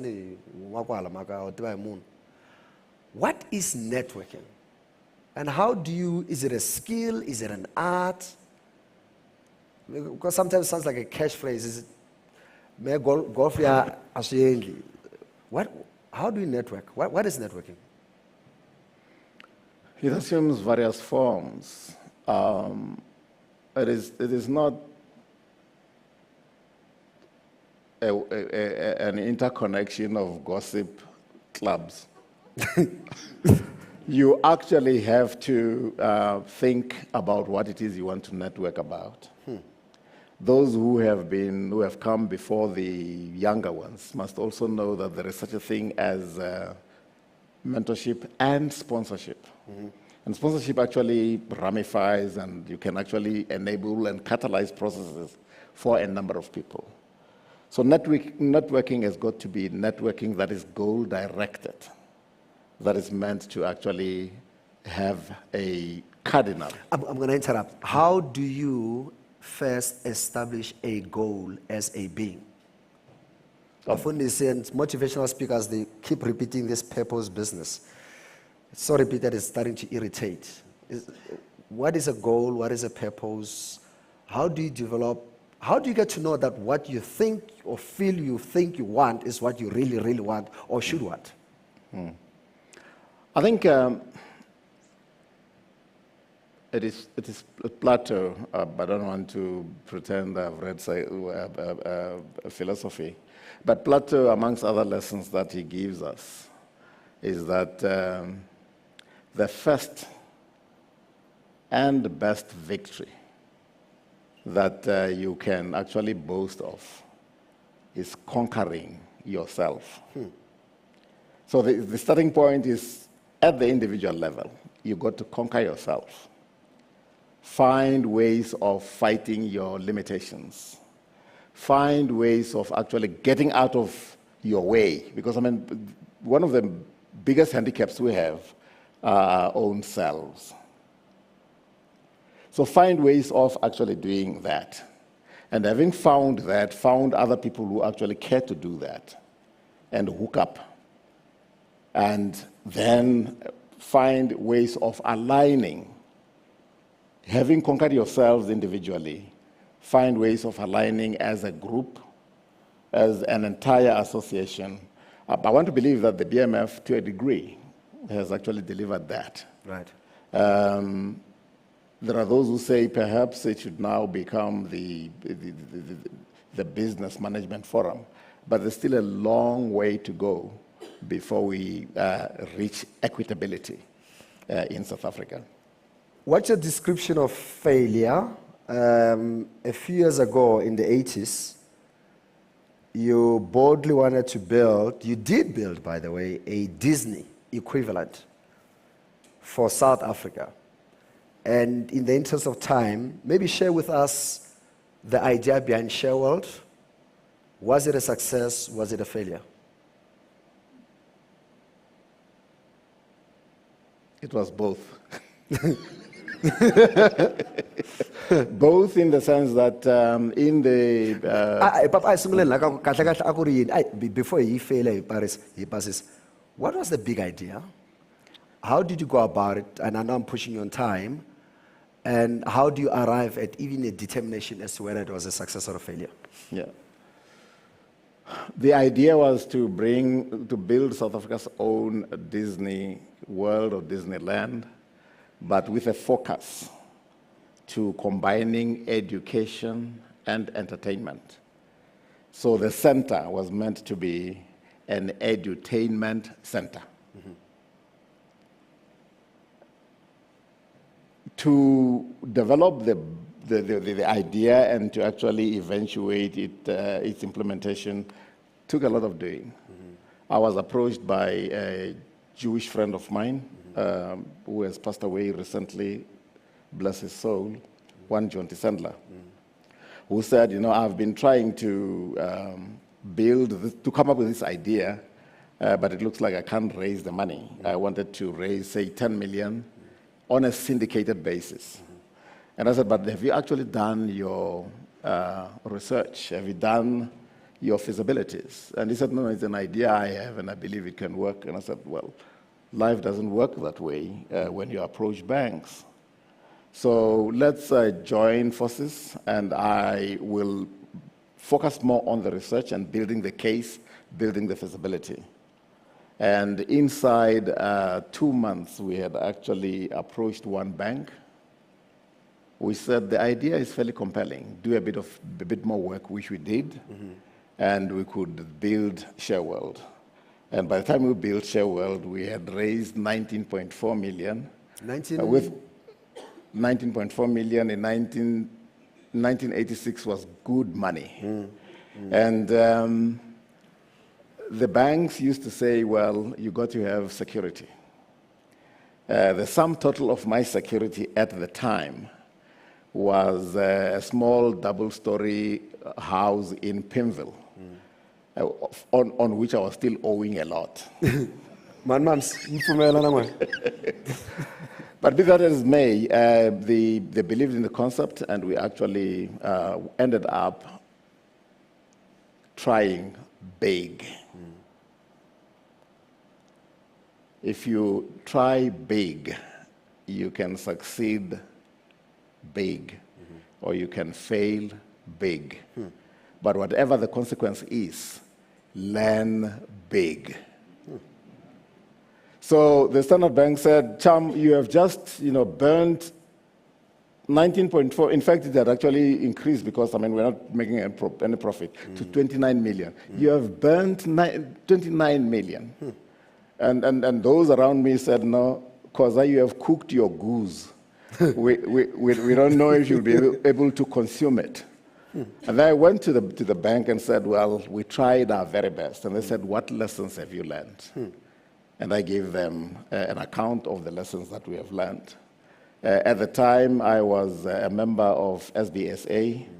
Within a few months, given the kind of lessons that I fancied I had learned and was able to communicate back to the bank, I was promoted to the Standard Bank Investment Corporation, which is a holding company, instead of being fired. So there are, Bani Pichara should learn from you. So you were broke and you still made it to the board? Yeah. Not Bani's, the other brother Sipo. So what happened to their money? Did they take the house? What happened to? Did the bank take the house? Well, they took it, but it was worth my house in Pimville. Oh, it was worth nothing, man. It was funded by them.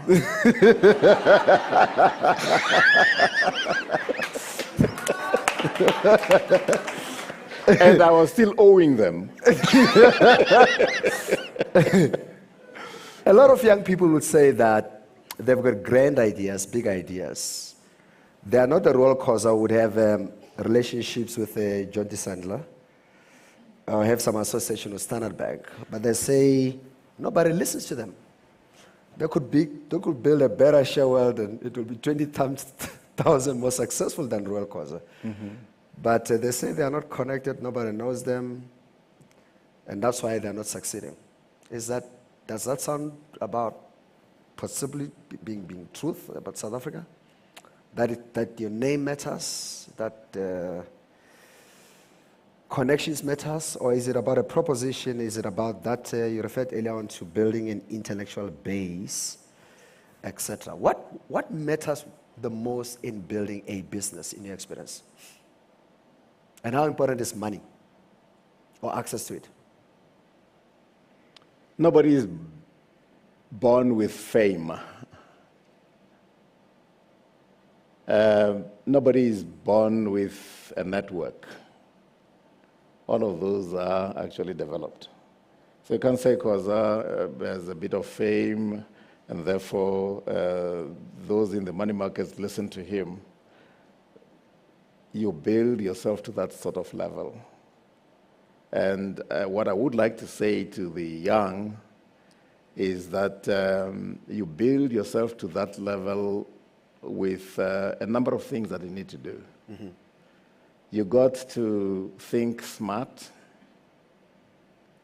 You got to work hard. Work also smart, but put in the hours. If you and I were equally smart, but I put in more hours, chances are I would achieve a lot more than you would.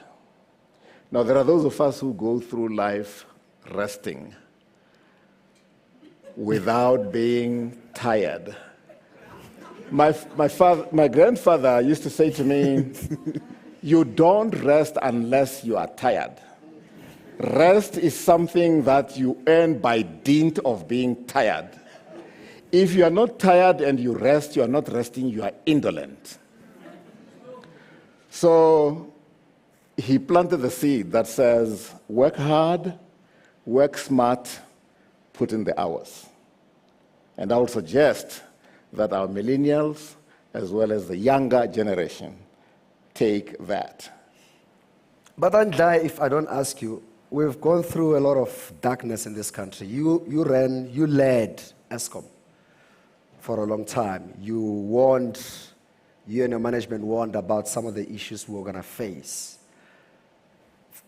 We get told stories, man, hey, this unit, that unit. Can you take us through like a simplistic version, Yako? From coal to my house being bright. What happens in between? What is a unit?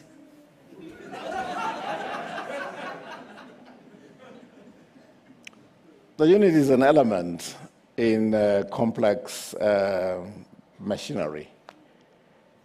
But that unit, such as the one that actually is supposed to have fallen into our only nuclear power station in the Cape, cannot function unless there's brain power, there's dedicated thinking, there's dedicated planning, there's dedicated leadership behind it. When I joined ESCOM as chairman in 1997, ESCOM was extremely highly indebted.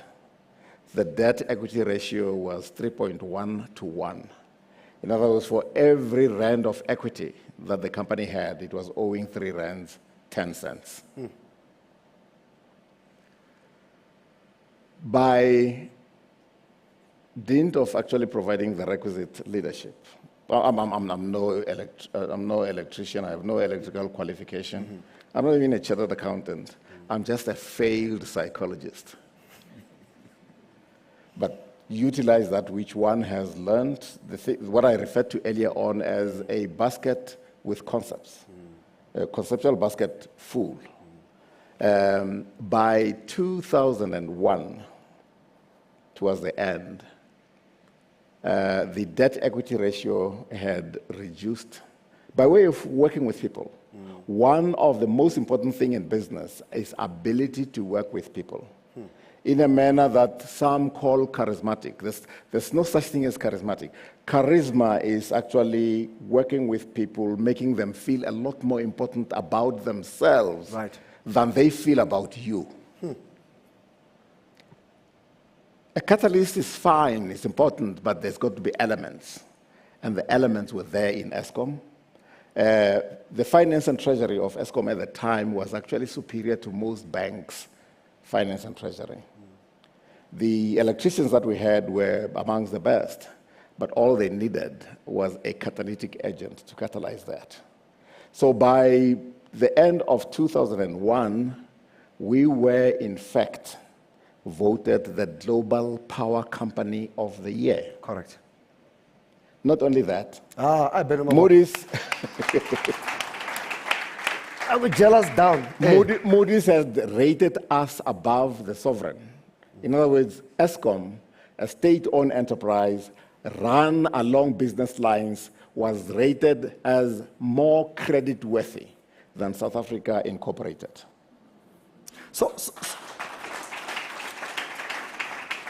So when you see ESCOM fumbling from one chairman to another, from one CEO to another, how do you feel? Do you not say to sorry, right?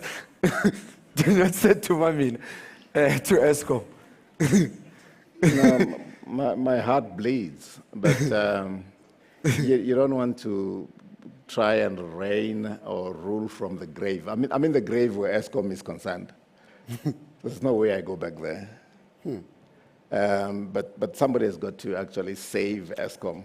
And let's rephrase.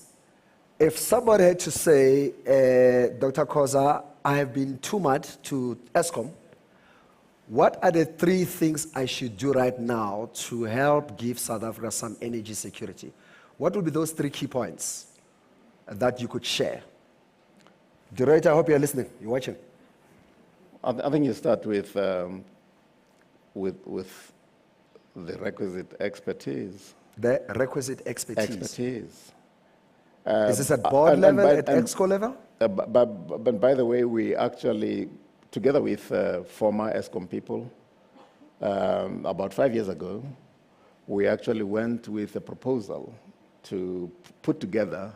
There are at least 4 former ESCOM people that are helping run major utilities in the Pacific Rim, and that includes Australia. One of them is Dr. Steve Lennon, and there are 3 others. Mm-hmm. We said to them, your country needs you. Would you like to come home? They said, yeah, we're earning good boodle out here, but the country is more important. And we proceeded to approach the authorities that way those 5 years ago, and they would not listen to us because they had other intentions about, ESCOM as one of those cows that could be milked.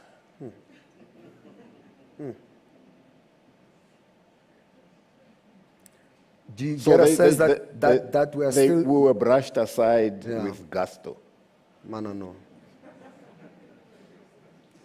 If they were to call and say, Khoza, your thoughts, your proposals, as per 5 years ago, things have changed in South Africa, would you be willing to offer some advice?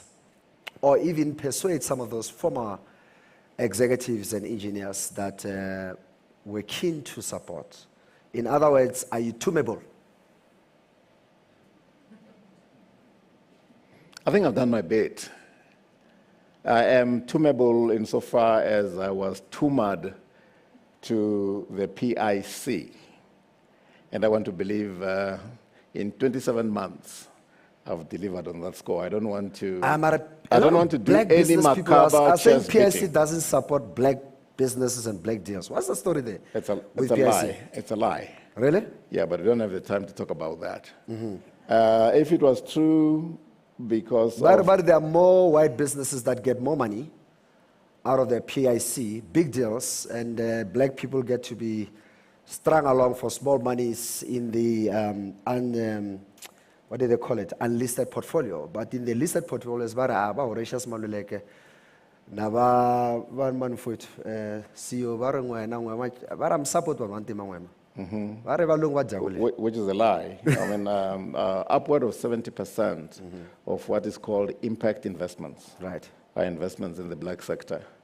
And I would, given time, I would actually go through them one at a time. There are those that fail dismally. There are those that succeed. But that is the nature of startup businesses. And we did not get discouraged by that. But the problem prior to our going in there was the fact that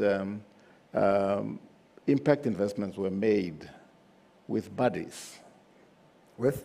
Buddies. Buddies, okay. Yeah. Okay. But buddies who did not actually bring any intellectual capital, who did not quite understand. So they get given these millions, at times even billions actually. I don't want to talk about those that were given those billions and have wasted them in a manner that is very much untoward, and we were still in pursuit of that. I want to believe that those that succeed us will actually pursue that. Dr. Khoza, I think one of the things that came out very strongly tonight was how you just do so many things. How do you manage your time? How do you deploy it? Matlela et al. How does it work? If you want to have anything done, give it to a busy person. If you want to have anything done, give it to a busy person. Okay? That's how all of those kinds of things got done, by somebody who was ostensibly busy. But I mean, the many of us here, I don't know, on average, how many of us sleep plus minus 8 hours? Perhaps the majority of us. But if you sleep 8 hours out of 24, what that effectively means is that if you were to live until you were 60, for 20 years of those 60 years, you would actually have been asleep. So eat into those sleeping hours.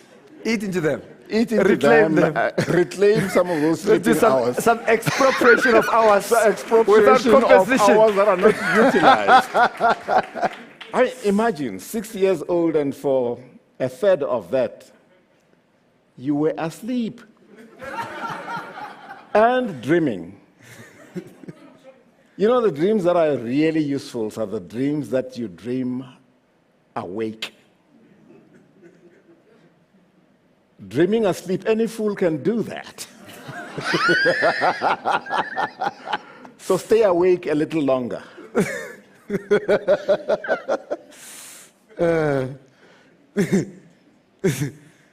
I would like us to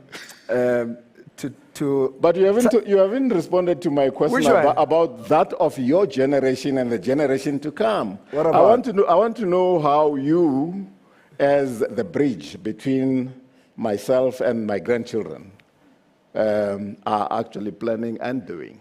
Yeah. Particularly those of you who are members of the intelligentsia. Yeah. Those of you who have equipped yourself with the requisite thinking skills. So tell me a little bit about what... Doc, I mean, in the interest of time, there's... I want to assure you that there's... and it's very... It is a very... a strong, very imaging sense of agency and ownership amongst young black professionals than they may have been even amongst your generation. But I think they may have been slower in pronouncing. I think that the developments in our politics are evidence to that being a liberator does not entitle you to these young people's future forever. I think young people are very clear about that. I'm even more encouraged by kids who go to private schools who are not scared and intimidated by skin color because they compete with you in the class and they kick your ass. They compete with you on the rugby field or soccer field and you beat them. Boys, they can compete with you for the hottest girls at school and they win. So these young black men, young black boys and girls, particularly the private schools ones, are more affirmed than some of us may have been, where skin color was currency. They have tangible evidence that your skin color does not determine whether you're going to win or lose. You either are black and competent or white and competent or black and stupid or white and stupid. That race actually should not determine who wins or loses. So I'm even more encouraged by the younger ones. So your grandchildren, those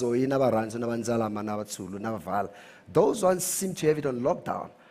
I am worried about probably some of my generation that I think we almost got stuck in the heydays of the Thabo Mbeki economy, where you could be promoted quickly because the pressure for limited black skills and the competition was high.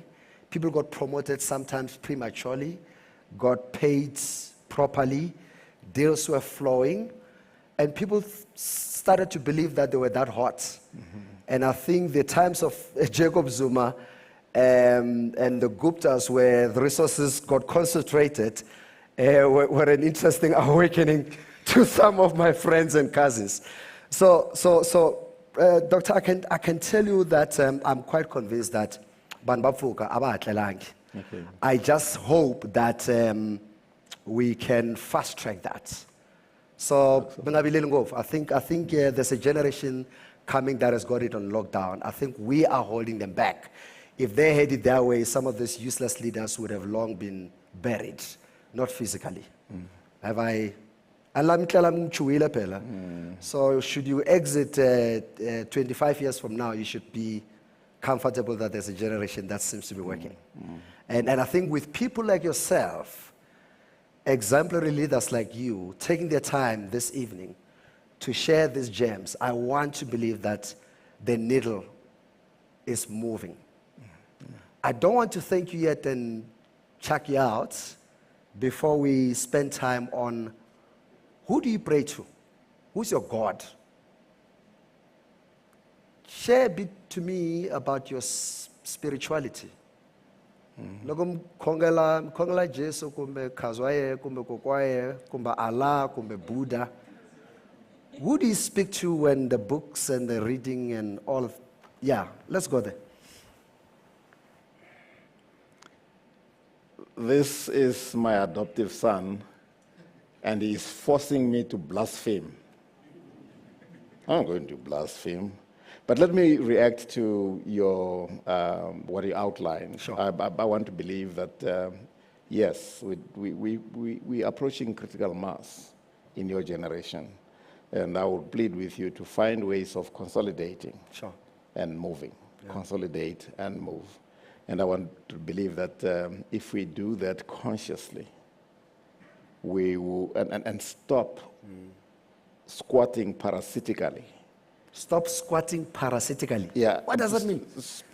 So much English as a parasite on corporate South Africa. Start our own and build them. And not go and plead with some of these corporations for accommodation.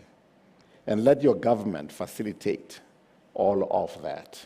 Like the Afrikaners actually facilitated the Sanlams of this world, the Federal Volksbeleggings of this world. It was deliberate, it was purposeful, and nobody accused them of being self-serving. You're self-serving if you get individualistic, but if you serve the nation. And the excessive dalliance, as it is now with wide business, as only the successful business, has got to come to an end. And it's your generation that has got to call that to book and call a stop to it. Dr. Khoza, with so many directorships that you hold,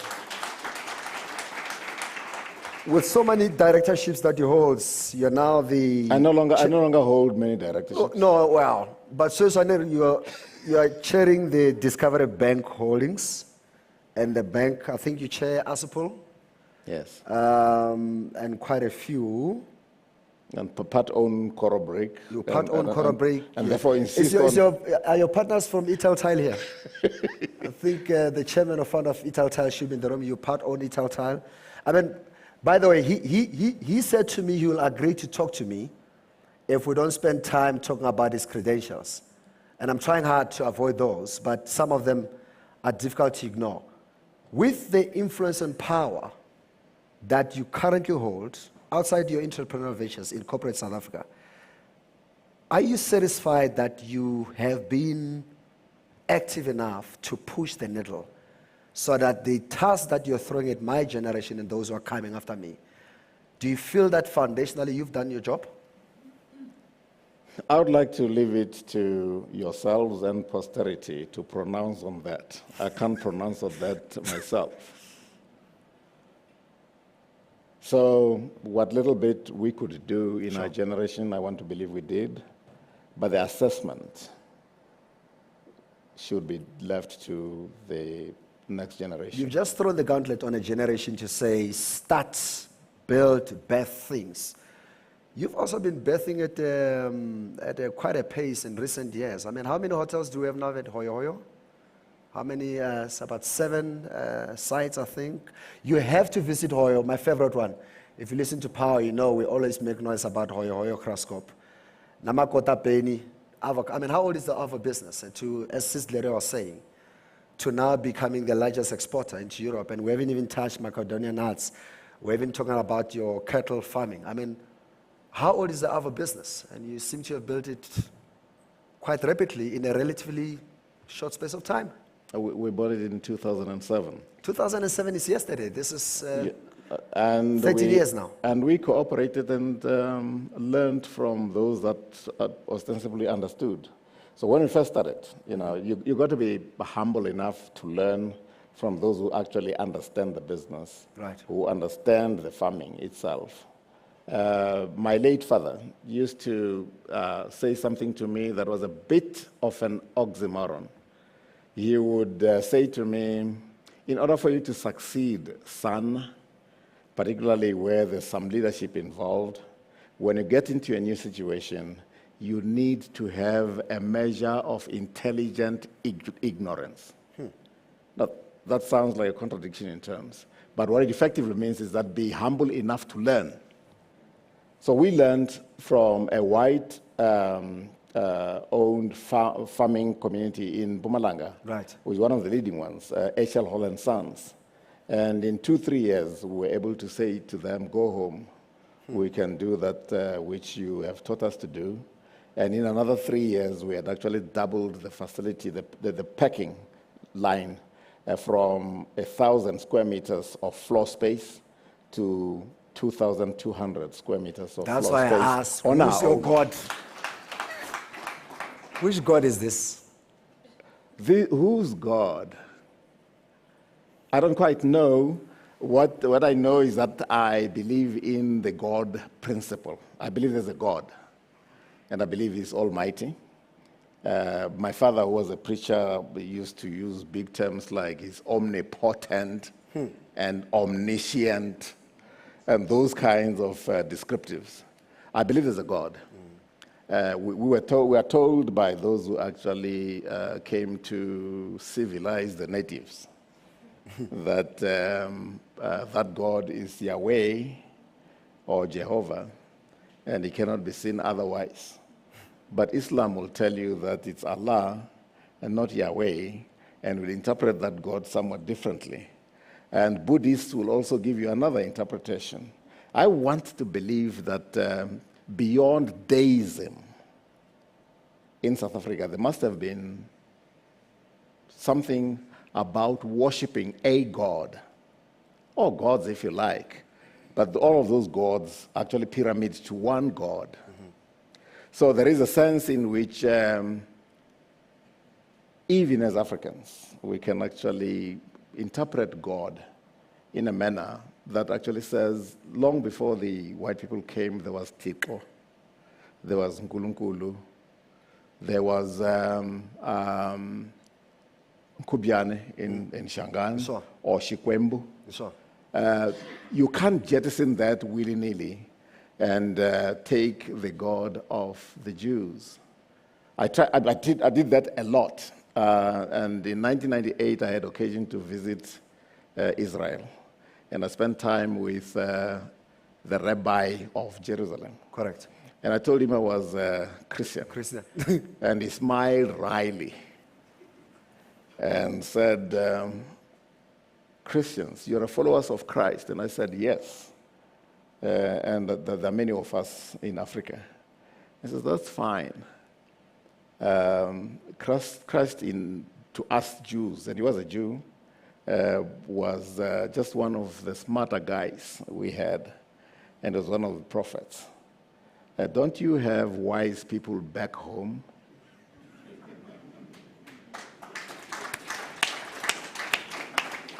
And if you do, why can't you codify that into a religion or a belief system?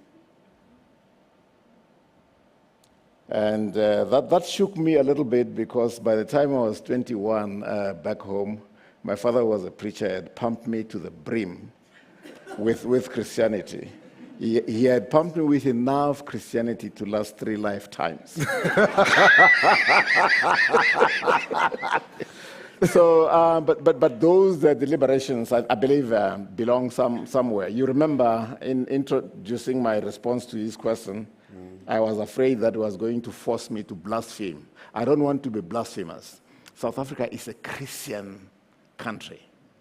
Stay Christian, but don't lap up just about everything that any preacher comes up with you, particularly the charismatic creatures.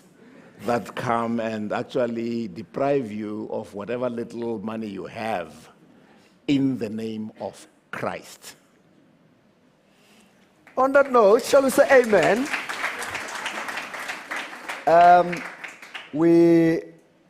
I knew it wouldn't cover all, but I must thank you, Dr. Khoza. I must thank Baga Khoza. I must thank Bagam Kari, Bagam Gimeti. I must thank all South Africans, the rest of the continent who spent very valuable time to be with us tonight. We shall do it again. I am tempted, because there are so many people, so many subjects, matters that we want to cover as Power and as Capricorn. And I know I made a commitment in the inaugural chairman's conversation that I'll do it once a year. We actually planned it in the beginning that we'll do it in June, which is the birthday of Power. We changed it a bit for a year to accommodate Rupert's timing. So November is actually not the original chairman's conversation time. It's supposed to happen at the birthday of Power, which is the 18th, around about that week. So I'm happy to announce that the next chairman's conversation is going to happen in June next year, which is about 6 or 7 months from now. And those of you who don't worship other people's gods, if you talk to your gods nicely, maybe we might do it twice a year next year. Let's just go and consult and our ancestors will advise us. Ladies and gentlemen, thank you so much. There's no way we can draw all of Khoza in one night, in an hour and a half. We spent half an hour feeling and hearing him musically, and about an hour and a half laughing together. I hope you found the Reuel Khoza in you, because there's a lot of you that must resonate with some of the things that he shared based on his life experience.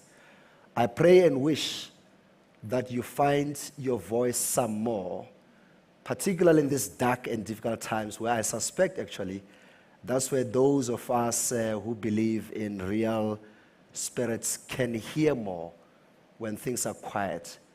May you hear your gods more, whether that God is an Allah or a Jesus or a Buddha, or in my case, if in Madala, may you hear your gods much more clearly. Ladies and gentlemen, thank you so much for honoring us. Dr. Khoza, you can see this name. Thank you. Thank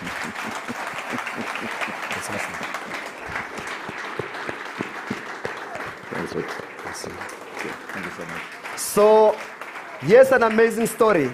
Believe me, yes, an amazing story. Where's Queen? Queen, those of you who work with MSG will know that I've been bossed. So I have two bosses. I have Ipileng, the boss, and there's Queen, the boss. Queen has been bossing me now for about 8 years.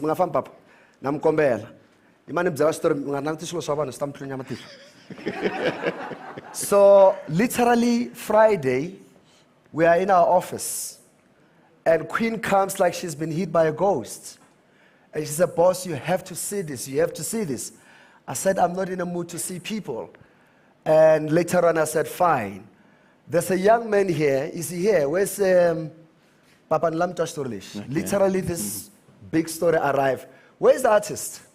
I want him to tell his own story. Is he here? He must, I pray he's here. He literally hijacked my office on Friday afternoon. I am not, in the microphone. I need you, ladies and gentlemen. If TV is gone, we're fine, we're still good. If TV is here, we still see you, thank you very much. I know Power is here, Capricorn is here, YouTube, we're still live. My brother, I want you to share with this family of yours, those who are listening and those who are watching. Can I have a microphone? You introduce yourself the way you introduced to myself, Chifwa Mlaodzi and Denzel Taylor. You hijacked me in a meeting. Me, I was trying to prepare, bruh. Right? Share what you said to us when you arrived at that office, verbatim, and anything you want to say to this young man on your right-hand side. It's all yours. Okay. Dumelang. I did this portrait Sorry, to what's your name? Power. What's your name? Oh, my name is Charles Masilela. Those who know me exclusively. I'm from Pretoria. Okay, let me begin by saying those who understand or know art know that art is multidimensional. And one of those dimensions is spirituality. It's highly spiritual. So I had to do a portrait of Dr. Khoza, but not just for Dr. Khoza, but through him, through power, to appreciate black leadership in this country, to say, we see you. You say, we appreciate you. When you see someone leading, and leading with a distinction like Dr. does, you feel like you belong. When someone who looks like you, and they are doing it well, you don't feel like an imposter. Wow. So this is the essence of this portrait. The size, the dimensions, of course, it's titled The Tapestry of Black Leadership. I hope you understand. Am I making sense? Yeah, perfect. So I could not do a portrait less than this one. The size, it's a metaphor. I actually did deposit a text to Mr. Denzel after I left power. Okay. I said to Mr. Denzel, art isn't just a talent and a passion I have. It's my highest form of expression. And this is to say thank you, Dr. Khoza, for injecting the confidence in us that we can lead too, and we are equal. Thank you.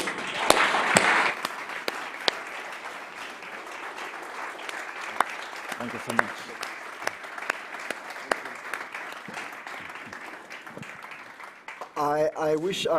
I wish I could share the special envelope that Masilela shared, and I suspect that it's somewhere here, but I think that you have spoken, my brother.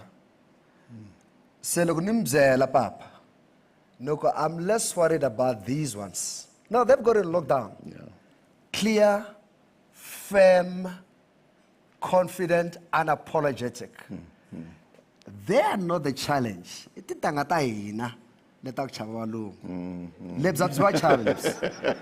Mr. Masilela, my brother, thank you so much for honoring your grandfather. Well done. Thank you so much. So now we know you want art. Denzel Taylor, Masilela, here he is. Papa, thank you so much. All right. May I step off? Where's James and James and Sbongile? I think my job hopefully is done for today. I want us to have a drink because lockdown I ate it. Yes, but please go for it. Yes. No. Ladies and gentlemen, Dr. Reuel Khoza. Thank you. Thank you so much. Thank you so much, Chairman, and thank you, Dr. Reuel Khoza. Incredible, incredible conversation, wouldn't you say? Incredible. There's a lot to reflect on. Fountain of knowledge. So there's a lot of sound bites there. What's yours? What's your take home? My key learning for tonight is the late American poet Maya Angelou once said, a bird does not sing because it has answers, but it sings because it has a song. By saying this, I'm saying to Mr. Mkhari, you are hosting these chairman's conversations not because you have answers to the challenges that confront us as a nation, as a people, but you feel it inside you to say you can provide a platform where you can bring in influential people to talk to us about those answers that can help us to tackle all these issues that are confronting us as a nation. Thank you very much, and thank you so much, Dr. Khoza. Thank you so much. A round of applause. A round of applause. Well, mine, You didn't care to ask, but I'll share anyway. No, I'm kidding. I think as a young person and who's had the privilege of opportunity and access, and proximity to these giants, that young people don't ordinarily get access and proximity to, it just makes that, my own dreams that much more, possible. But also, and we are the self-care generation. Everything is about self-care, time to rest, honor your body. So thank you so much for just, reinforcing the art and the discipline of commitment and hard work and perseverance. Because I think there is that, disjuncture sometimes to think that everything is going to just happen for us because we are, the generation I guess everyone's been waiting for. But these ideas need to be worked hard for. So thank you for just instilling that and just giving us that resolve today to go out and act on those ideas. I think everybody's got something to act on and reflect on, and we have an opportunity to do that outside shortly. But it would be amiss not to thank the wonderful support structures that keep Mr. Mkari and Dr. Reuel Khoza going, the fuel and the wind under, what was it called? The wind under beneath my wings. Yeah, that thing. So, I mean, we are so honored. Mrs. Mkari, you always lend us this young lad to bully us around and make us run around and create these wonderful experiences, and we thank you because we know that it takes time from your own family. So we thank the family, the Mkari family. We thank you for lending us his wisdom and his guidance, and also to you and Mamamamsi and the whole family, Nkateko Munene, and the entire family of the Khozas. We thank you so much for doing same and just supporting these men to lead us and guide us. So can I please call, the Mkari daughters to please help us just, extend a token of our appreciation to Mamu Mamsi and say thank you to her. With just a small little token of our appreciation, Ma. Yeah, Mama, thank you so much for sharing this young man with the nation. We really, really appreciate it. Here we go. You can just take them to her, eh? The Mkari daughters, ladies and gentlemen, aren't they just beautiful? So shy. Thank you, Mama. Yeah, so.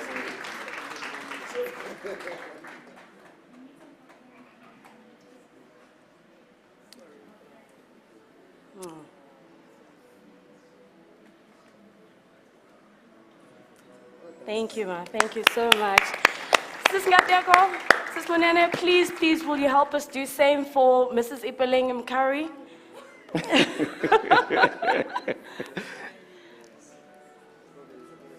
Mrs. Ipeleng Mkari, ladies and gentlemen, doesn't she look dazzling?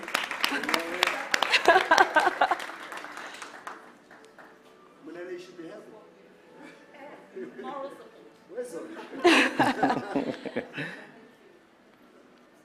There you go, sir. Fantastic. Comes to the end of the night, James. Comes to the end of the night. Thank you so much to everybody, both here at Houghton and our listeners on Power 98.7 and Capricorn FM, viewers on CNBC Africa. Thank you so much for just engaging and just being patient and really, really honoring this occasion. Ladies and gentlemen, we are because you are. Go out and prosper and make your dreams come true. Thank you so much. Dessert and drinks are served outside. Let's have a party. We'll see you in June 2022. Fantastic. Thank you.